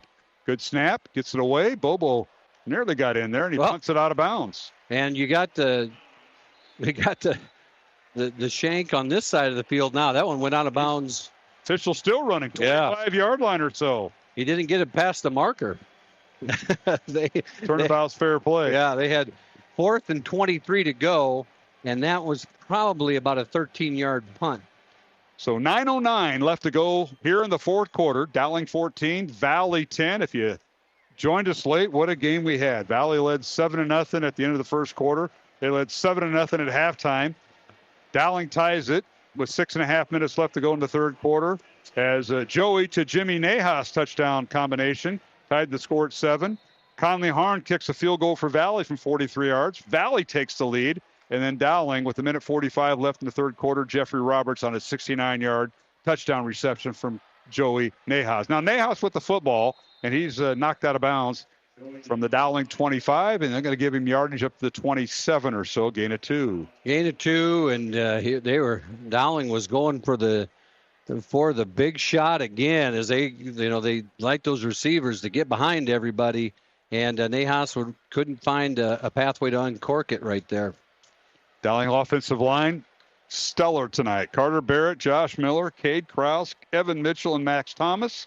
Owen Marr mixing in once in a while. Here's the snap on 2nd and 10. And, hey, Middleton, they forgot how to tackle. Breaks it. Look at that. Got the first down across the 40 to the 42-yard line. He picks up 15 yards and a Dowling first down. And those were not arm tackles, Matt. They were hitting him at his legs. Watch this. Yeah, they let the big fella run. And what balance and strength Ian Middleton. That's off-season work right there. And, his his leg strength and the coaching behind Coach Meeks, Andre Meeks, is, with the running backs, just great balance out of that young man, and just what a run. First down, Dowling from their own 42. 8.5 minutes remaining, fourth quarter. Dowling 14, Valley 10. Handoff Middleton, right up the gut, over the A-gap, across the 45, and he's brought down at the 47. He'll pick up 5. Ian Middleton says, it's the fourth quarter. We have 8 minutes to go in this game. We're up by 4. I want the football. And, Matt, it's been going on since the opening drive for Dowling on offense. They've been going over the A-gap. That's where they want it. In game 1, they were doing the stretch play left and right, and Valley was able to catch up. Yeah, right. If you remember that. Yeah, I do. And again, only 34 yards rushing in that first game. Total. And Ian had 75 already in the first half tonight. He's over 100, I believe. Handoff Middleton again. Now he's got a void tackle in the backfield, and he's hit and drop at the 45. He'll lose 2 yards. Valley defense converges. Layla Schur and company. Layla Schur, the free safety, along with Asher Price making the stop for the Tigers. Yeah, there they rallied everybody to the football. Valley did, and a nice play by McKay. Layla Schur. Yeah, LaSure.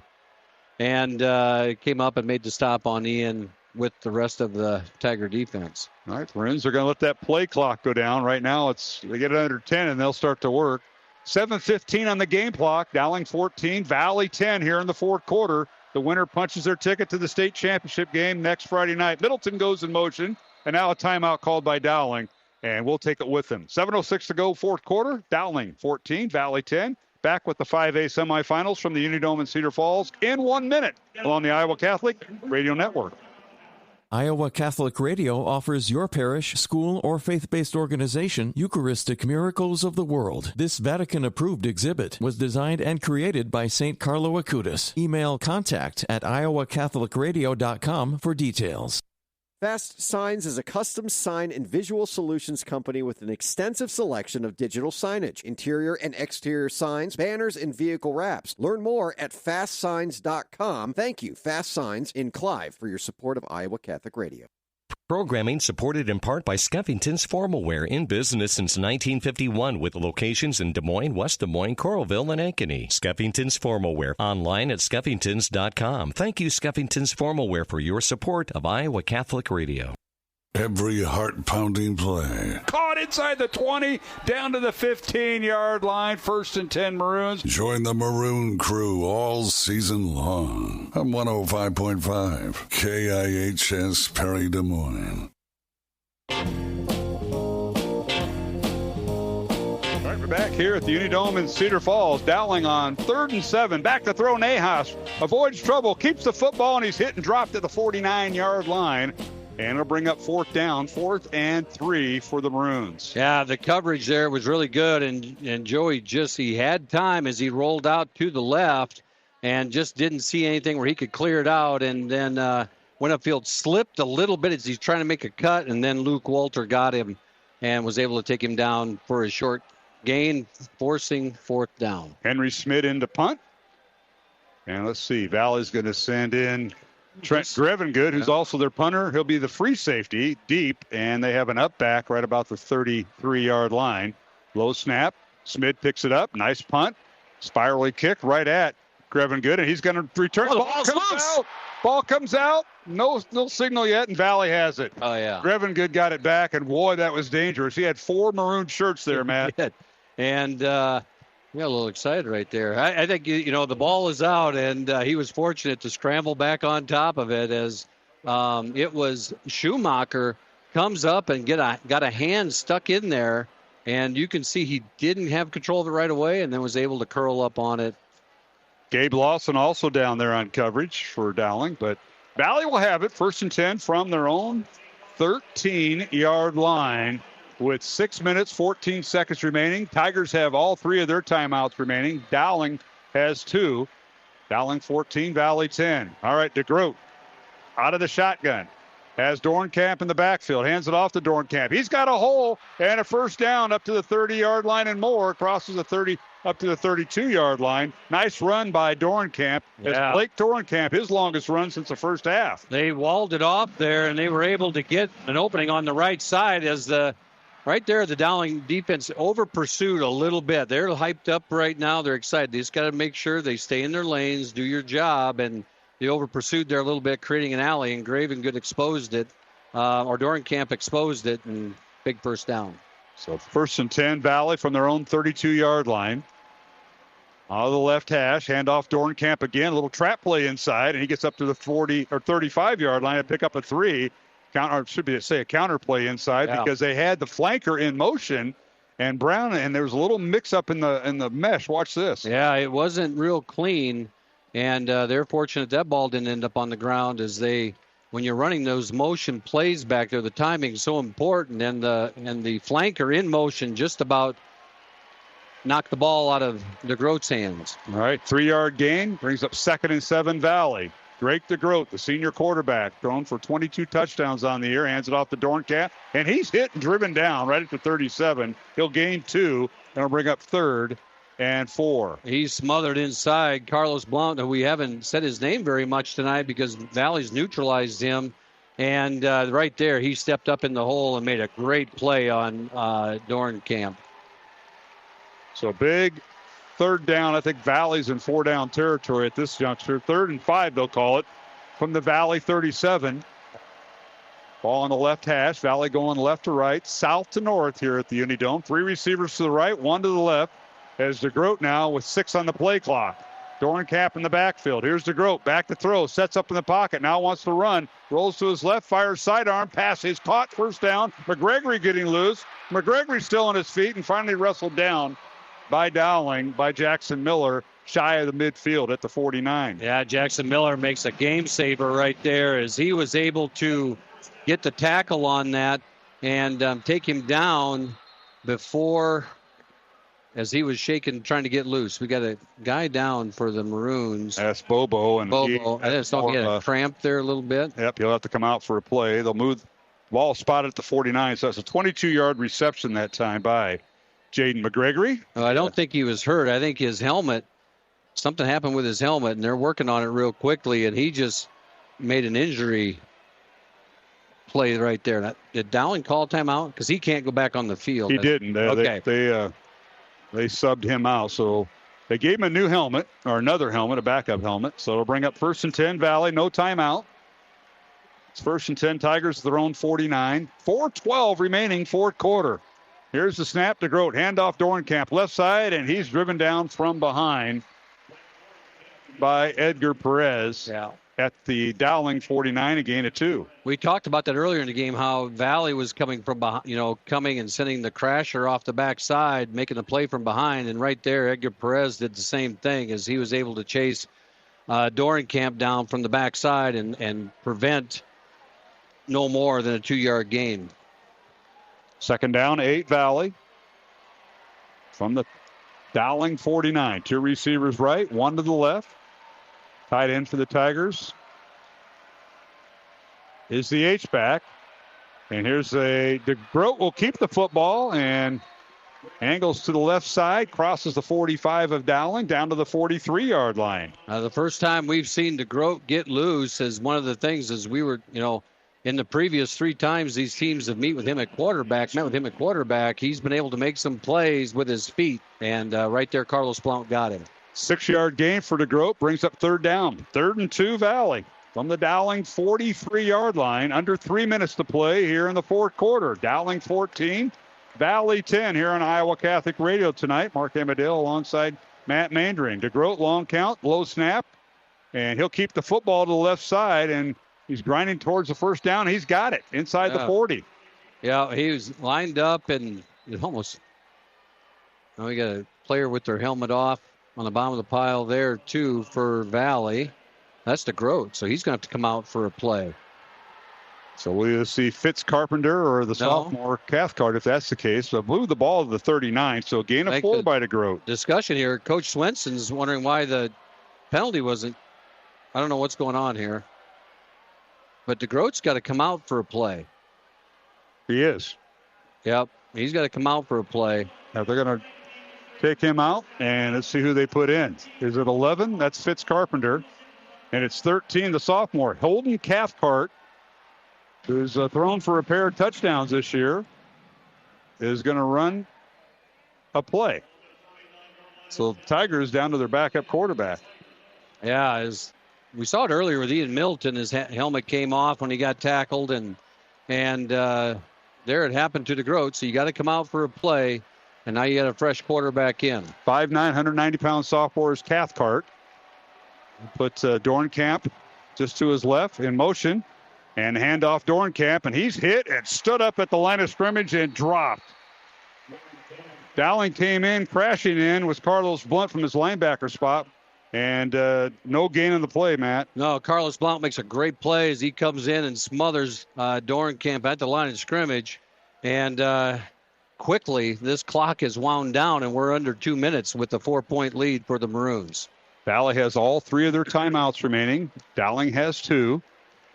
And now DeGroat back in. Has set out a play because of the helmet falling off. High school rule.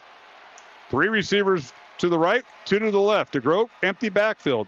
Drake with it. Now being chased. He's hit and dropped. Bobo with the sack back inside the 40-yard line, back to the 43-yard line of Dowling. And the clock keeps running on that sack, and yeah, Valley's going to be forced to take a timeout here. And they're going to do it, so we'll take it with them. Minute 29 remaining here in the fourth quarter. Dowling 14, Valley 10, back in 1 minute along the Iowa Catholic Radio Network. Join host Katie Patrizio as she explores the original language, historical backdrop, cultural environment, and Old Testament context of the scriptures, focusing on the upcoming Sunday readings. Sunday Dive, Wednesdays at 8 a.m. Central, only on the Iowa Catholic Radio Network. Support for Iowa Catholic Radio is provided by Bozen the Florist. Valentine's Day, Mother's Day, weddings, whatever the message, say more with Bozen. Bozen.com. 515-244-ROSE. Bozen makes the moment mean more. Life's buzzing with energy, and every moment is powered by our health. At Mercy One, their caring doctors focus on just that, so you're ready for what life brings next. Find care at mercyone.org/healthpowerslife. Programming supported in part by Skeffington's Formalware, in business since 1951 with locations in Des Moines, West Des Moines, Coralville, and Ankeny. Skeffington's Formalware, online at skeffingtons.com. Thank you, Skeffington's Formalware, for your support of Iowa Catholic Radio.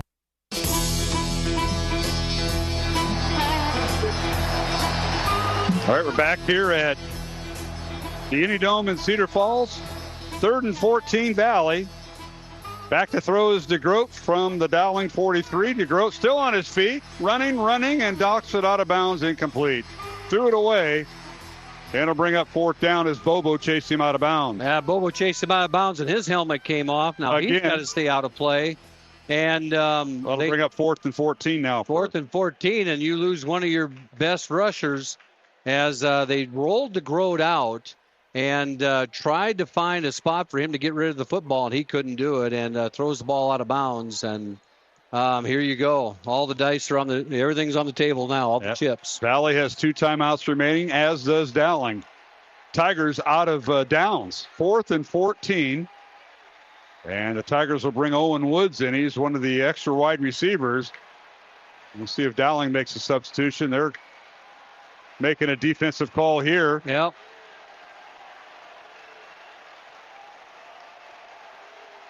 With Jeremiah Robertson. All right, here we go. 4th and 14. Back to throw to DeGroat. Fires over the middle. Pass is caught by Gregory. He's hit and dropped. He's short. He didn't make the first down. Shy of the first down at the 31-yard line. He needed to get to the 29, and Dowling will take over. He is short of the first down. And a penalty flag down late, and so is Coppola. And, Coppola goes down.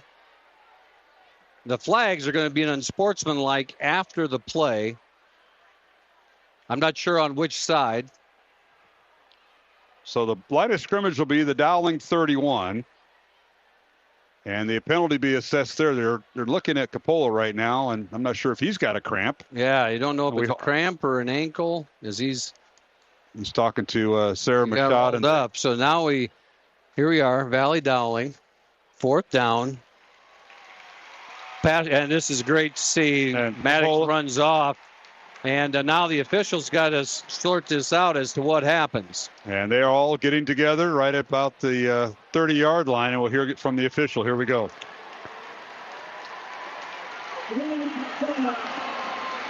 They're going to pick up the flag here on the play.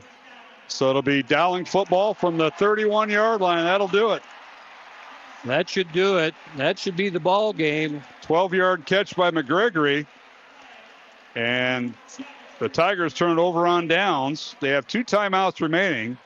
Well, you talk about how every inch counts in this game of football. Was he 2 yards short? He was, at the most. He was 2 yards short. Maroons just converged on him, and they had that well defended, Matt, because Gregory has had his way in game 1. It did not happen tonight. So Dowling will take over with 1:14 remaining in the fourth quarter from their own 31-yard line, and it's the greatest formation in football.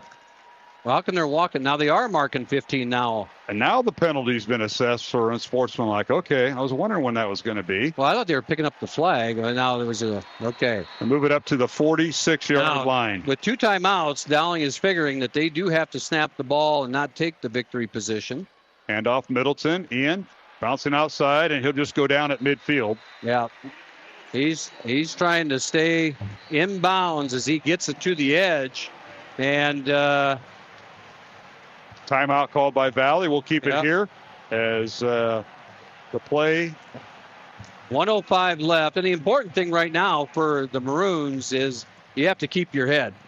And you see these interactions, and these 2 great football teams go against each other. These kids know each other a lot. They work out in some of the same places and everything else. It's a lot different than it was probably 40 years ago, but it's still, you want to win. You want to beat your brother, your cousin, your relative, whoever you're lined up against. And this is a backyard brawl. Now, keep in mind, a few years ago, played for a state title, Dowling Valley. That's right. And I was very proud of that moment, not only because Dowling won, but also because the whole state got to see what we get to see once a year and sometimes twice a year. Previous meeting, 2.5 months ago, it was Valley 20, Dowling 19 at Valley Stadium, the opening week of the high school football season. Tonight, Dowling 14, Valley 10, 65 seconds remaining. Valley has 1 timeout remaining, and Dowling with a 2nd and 5 from the Valley 49. The Maroons will get in a tight formation, 1 back in the backfield. Nahas will hand off to Middleton right over the A-gap, and he crawls across the 35. He's got the first down at the 44. The big fella says, "Let me get you there." First down, Dowling, and that'll do it. That's it. That's the ball game. Tigers have 1 timeout remaining. I don't know if they'll use it, but congratulations to head coach Tom Wilson. They snap a 2-game losing streak to the Valley Tigers, and I had all this down here. Let's see. It's Dowling Valley. Go ahead, Mark. Find the right sheet. I got to get the right. I forgot which one I put it on. Dowling's won now 17 of the last 27 games, and 8 of the last 11 games is Valley won. There's Dowling won, rather, since 2008. What a series. What a game. And I think they got to snap the ball one more time. They get the players. Well, they haven't moved the play clock yet, and now they will. So that'll do it. Yeah. Everybody get the game over. And they're just trying to keep the emotions from getting out of hand. But Gregory. Yeah. We got saying words. Yeah. And that'll do it. That'll do it. The clock is winding down, and Dowling now goes in front of their fans before the handshake. And some very emotional players for Valley. Jaden Gregory and company.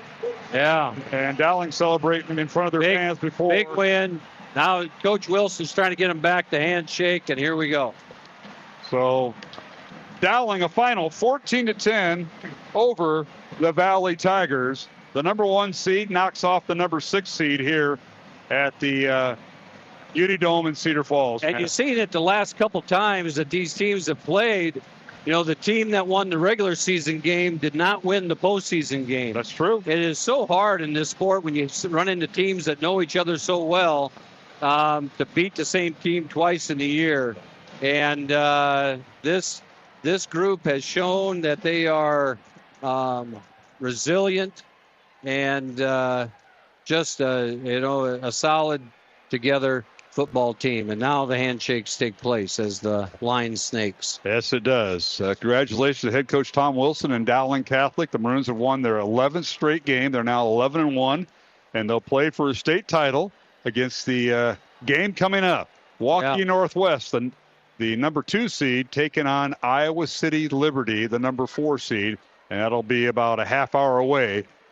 And what a game it was. They're right at 6:30. So we will take a 2-minute break, Aiden Pugh, along our network lines on the Iowa Catholic Radio Network. And we will go to our post-game show. It'll be limited tonight because we can't do any post-game interviews or any interviews from the field during the state tournament, I should mention, whether it's semifinals or finals. So it's kind of like that dull radio you get once in a while. Yeah, but everybody's not driving away right away either. That's true. It takes them a while to get in their car. We'd have to talk for a long time. That's right. All right, final score.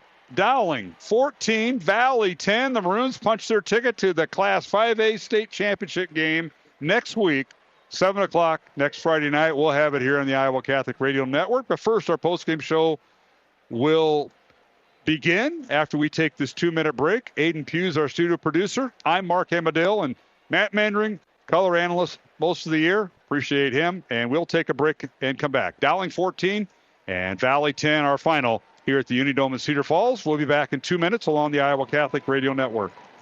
From Centerville to Spirit Lake and everywhere at iowacatholicradio.com or the Iowa Catholic Radio app. Listener-supported Iowa Catholic Radio, connecting people to Christ. Support for Iowa Catholic Radio is provided by Ashworth Vision Clinic. Complete eye exams, contact lenses, glasses, glaucoma testing, and urgent eye issues. 515-440-4610. AshworthVision.com.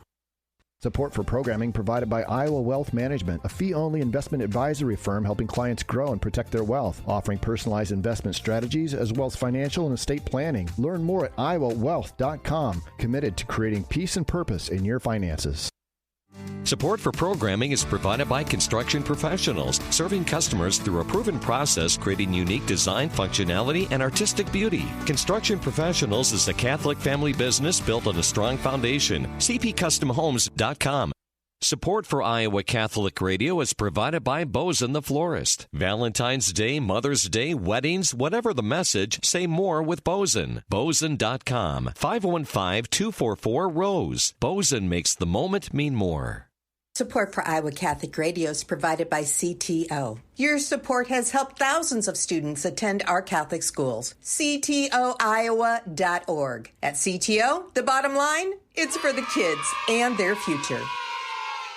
Health powers life. From the delightfully routine to the truly uncharted, at Mercy One, their caring doctors focus on just that, so you're ready for what life brings next. Find care at mercyone.org/healthpowerslife. Fast Signs is a custom sign and visual solutions company with an extensive selection of digital signage, interior and exterior signs, banners, and vehicle wraps. Learn more at fastsigns.com. Thank you, Fast Signs in Clive, for your support of Iowa Catholic Radio. Programming supported in part by Skeffington's Formalware, in business since 1951 with locations in Des Moines, West Des Moines, Coralville, and Ankeny. Skeffington's Formalware, online at skeffingtons.com. Thank you, Skeffington's Formalware, for your support of Iowa Catholic Radio.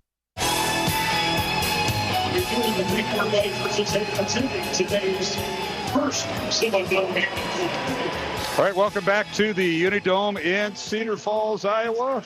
As you're listening to the postgame show here on the Iowa Catholic Radio Network alongside Matt Mandring, I'm Mark Hamadale. A happy bunch of Maroons running off the field as the two teams getting set for the next game.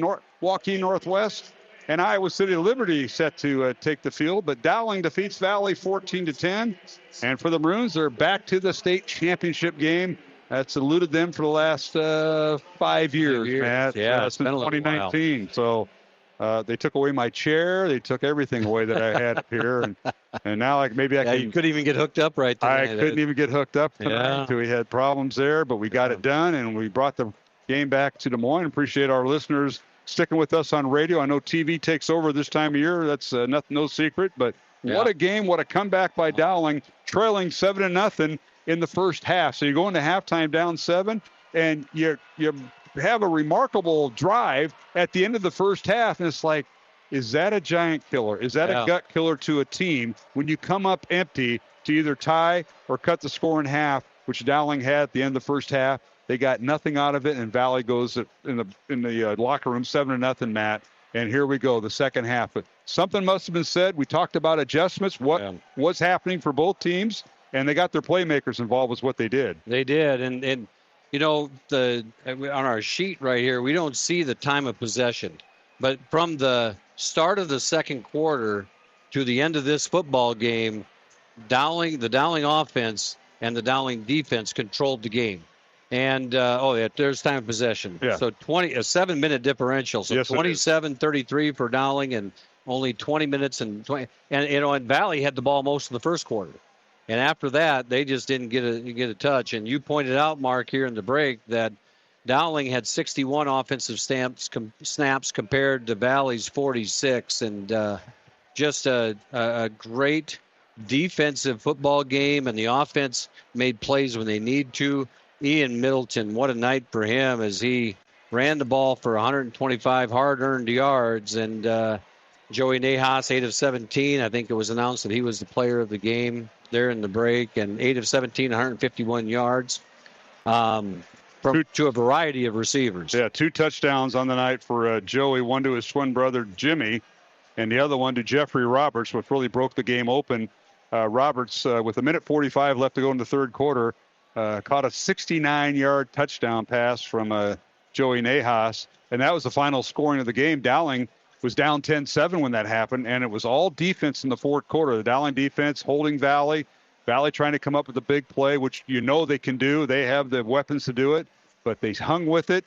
The bend don't break theory kind of worked there for Dowling, and the Maroons gave Valley some great field position due to a poor punt and the possession, where the field position, the field position, Dowling was punting from their own end zone, and Valley was getting the ball inside the 40 of Dowling and starting drives, and the Maroons came up with the goose egg there. You're right, Mark. Valley's going to look back and say, Dowling gave us the ball almost in the red zone twice. It was in that second half. They got the ball at probably the 35 one time, and the other time it was inside, might have been the 40.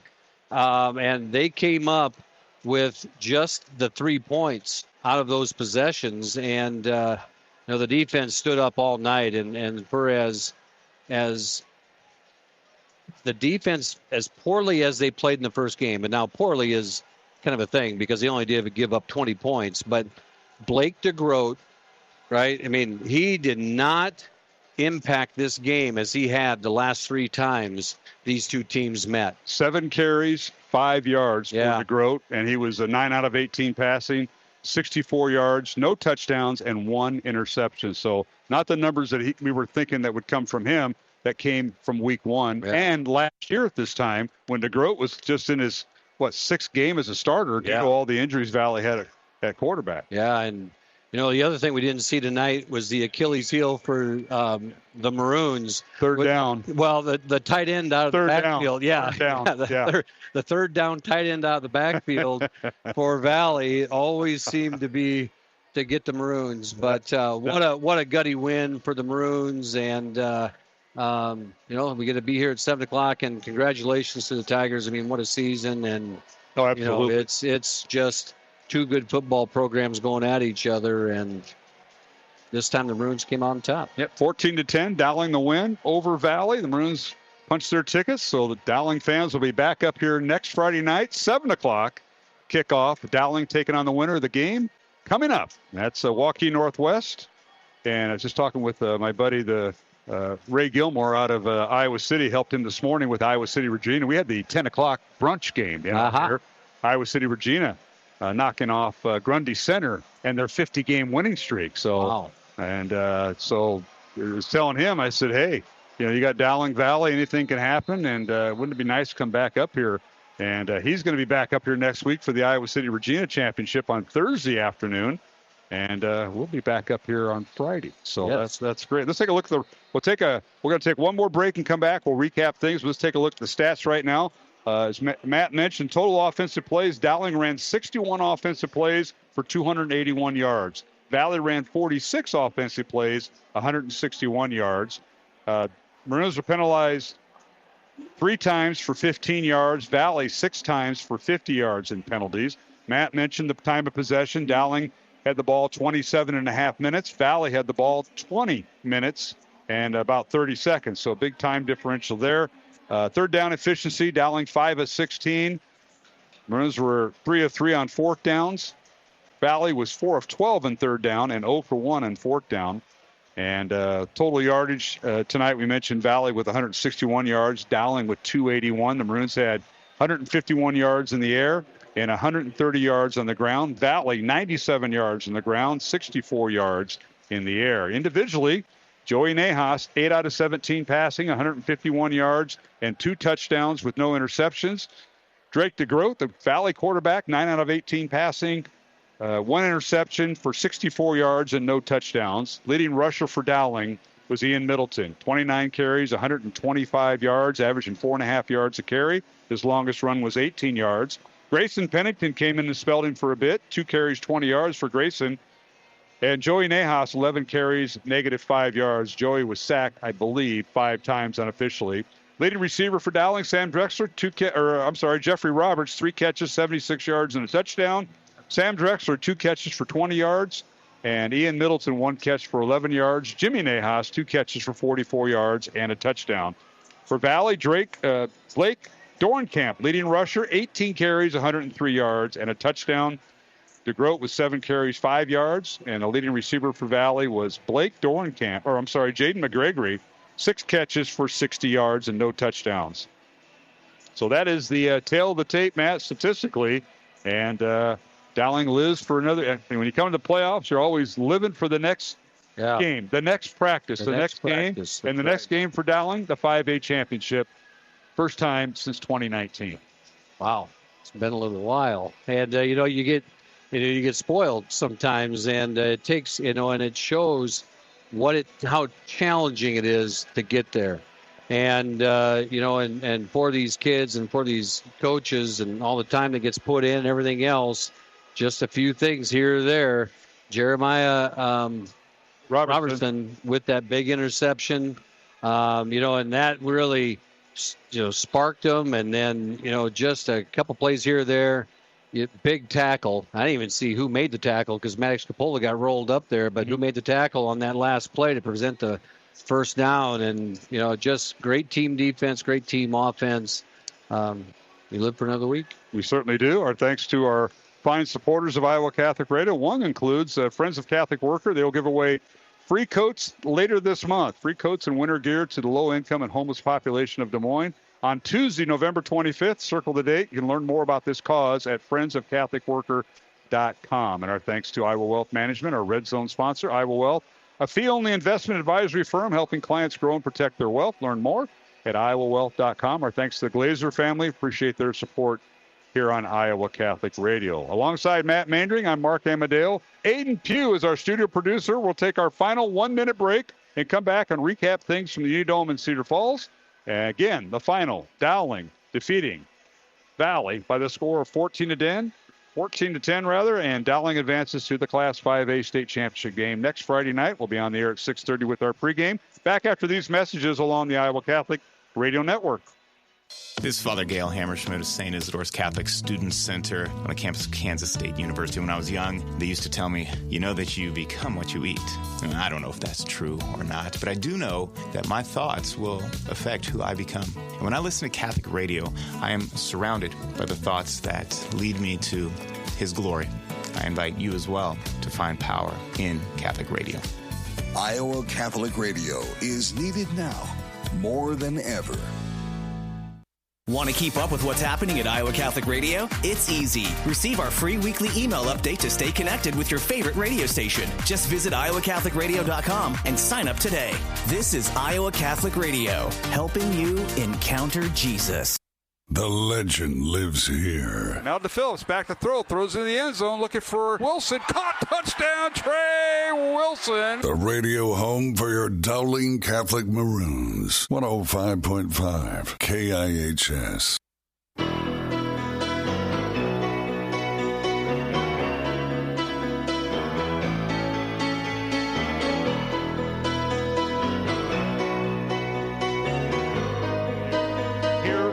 What they're playing? Oh, you're not, Mr. Maynard. I'm sorry, I don't have you on cue there. Journey.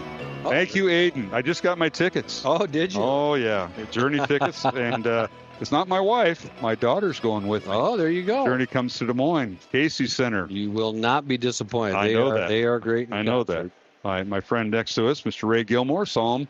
He said the sound, the instruments got a little louder than the voice. Yeah. And last time Journey was in Des Moines, I said, I hope that doesn't happen. We want to hear them and want to have a good blend. So whoever the DJ is, I hope they respect my wishes, especially with the money that we had. My goodness. But it'll be interesting to see who opens up for them. But they always put on a great show. And Aiden Pugh. Yeah. Had the he had it ready. On. I love it. Thank you, Aiden, for that. You know, and I'm a big Journey fan. One of my favorite groups. I know. Bo Bonner and I can go back and forth. He's a morning show host, and we could go back and forth on music. Yeah. That's a little bit of fun. But you bet. Matt Mandring, the Dowling Maroons, go to the state championship game, and that'll be this coming Friday night, 1 week from tonight, 7 o'clock. And I know you guys will be here. You'll be selling tickets and organizing transportation. And another busy week. Oh, by the way, the girls' basketball team had their first practices. All the women's sports had their first practices this week. They're going. And then boys' basketball practice starts Monday, but they'll be minus a couple players. Yeah. There, one of them being Maddox Capola, starting free safety, and one of the linemen for Dowling also will be Evan Mitchell, who's on the boys' varsity team. So I think Coach Einerson will get through a week of this is all good. It's all good. They'll get back in there, and it's a different type of getting in shape when you do that, but it is. And, you reflect on this group and just a fun group, but I do want to give a shout out to the girls swim team, Coach Paul Urey. Absolutely. And just, the Dowling Catholic girls swim team won state convincingly today with a score of, they had 340 points. Cedar Falls was second with 264. So, a 76-point victory there, and Waukee Northwest was third with 250, and adds to the great fall that the Dowling Maroons have had. And the football team will be back here next weekend to try and get the third state championship of the fall. Ron Gray and the boys golf get one. Paul Urey, Coach Urey, and the girls get one, and now the last one left to be had. It just dawned on me. Ron Gray has been a coach. He retired from teaching, but he's been a coach at Dowling for 49 years. Yeah, wow. Wrestling and girls and boys golf all combined. He's been there 49 years. Yeah. Iowa Catholic Radio has been covering Dowling athletics since the Jim William days in football, and we did basketball for 49 years. So both will have their 50-year anniversary beginning this coming August. So I'll keep that in mind. Unless Ron turns it over, decides to retire and go up to his lake in Minnesota or up in Canada, and he can't get across the border because he forgot his passport or something. That could happen. Good stuff. Well, Matt, thank you. You've had a busy week. You put a lot of windshield miles on. You're Iowa City last night supporting the Dowling girls. And then up here today, you'll stay up and support your son in Van Meter. He's the offensive coordinator for Van Meter. And they're in the Final Four. Yeah. For what class are they? Are they almost 5A? They're moving up. They're moving up. They're 2A. Okay. They're 2A. And when they were A and 1A. Yeah, I know it. I know it. It's a 10 o'clock game tomorrow morning. Well, you and Lisa have fun tonight. A lot of places to go. We went to the OP down over here on University. Don't go up here by the campus town. Yeah. The one over here is pretty good. And we had fun there. Mr. Ray Gilmore and I, the KCJJ, the mighty KCJJ in Iowa City. He's covering the game, and he'll be covering this. This first time these two teams have met because they're brand new schools. Yeah. Liberty in his 7th year and Waukee Northwest their 5th year. So their first time meeting, and the winner will go to the state title game against Dowling next week. Good stuff. All right. Well, Matt, thank you very much. You bet. Had fun today. Yeah, this was fun. Good call after we got going. Yeah. Good call. All right. That'll wrap up our broadcast tonight here on the Iowa Catholic Radio Network. Our thanks to our studio producer, Aiden Pugh. And Aiden, you got to get a board operator for next Friday night, as Dowling will take on either Waukee Northwest or Iowa City Liberty. Those two teams about ready to kick off here in about 15 minutes. The final here for the final time tonight, Dowling 14, Valley 10. The Maroons have won their 11th straight game. They're 11-1.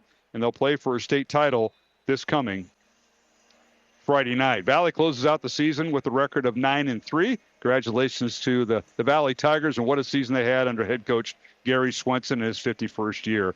Our thanks to everybody behind the scenes, including people at Iowa Catholic Radio, Deacon Mark Campbell, Matt Wilcom. Our thanks to Zach Sinran, the athletic director at Valley, Mike Egbert, and Lorena Cuevas. Appreciate all their help all the time. And for my broadcast partner, Matt Manring, and for Aiden Pugh, this is Mark Amadale saying good night and so long. Until next Friday night, the final score for the final time, Dowling 14, Valley 10. Until next time, from all of us with the Iowa Catholic Radio Network, have a safe and blessed, faith-filled weekend. Dowling Catholic Football and Iowa Catholic Radio has been brought to you by Ashworth Vision Clinic, Construction Professionals, Blessman International, Fast Signs, the Catholic Tuition Organization, Skeffington's Formal Wear, Iowa Wealth Management, the Jenny Farrell Team with Remax Concepts, and Bosun the Florist. Please support the businesses that underwrite Iowa Catholic Radio. The preceding has been a Dowling Catholic Sports presentation on Iowa Catholic Radio.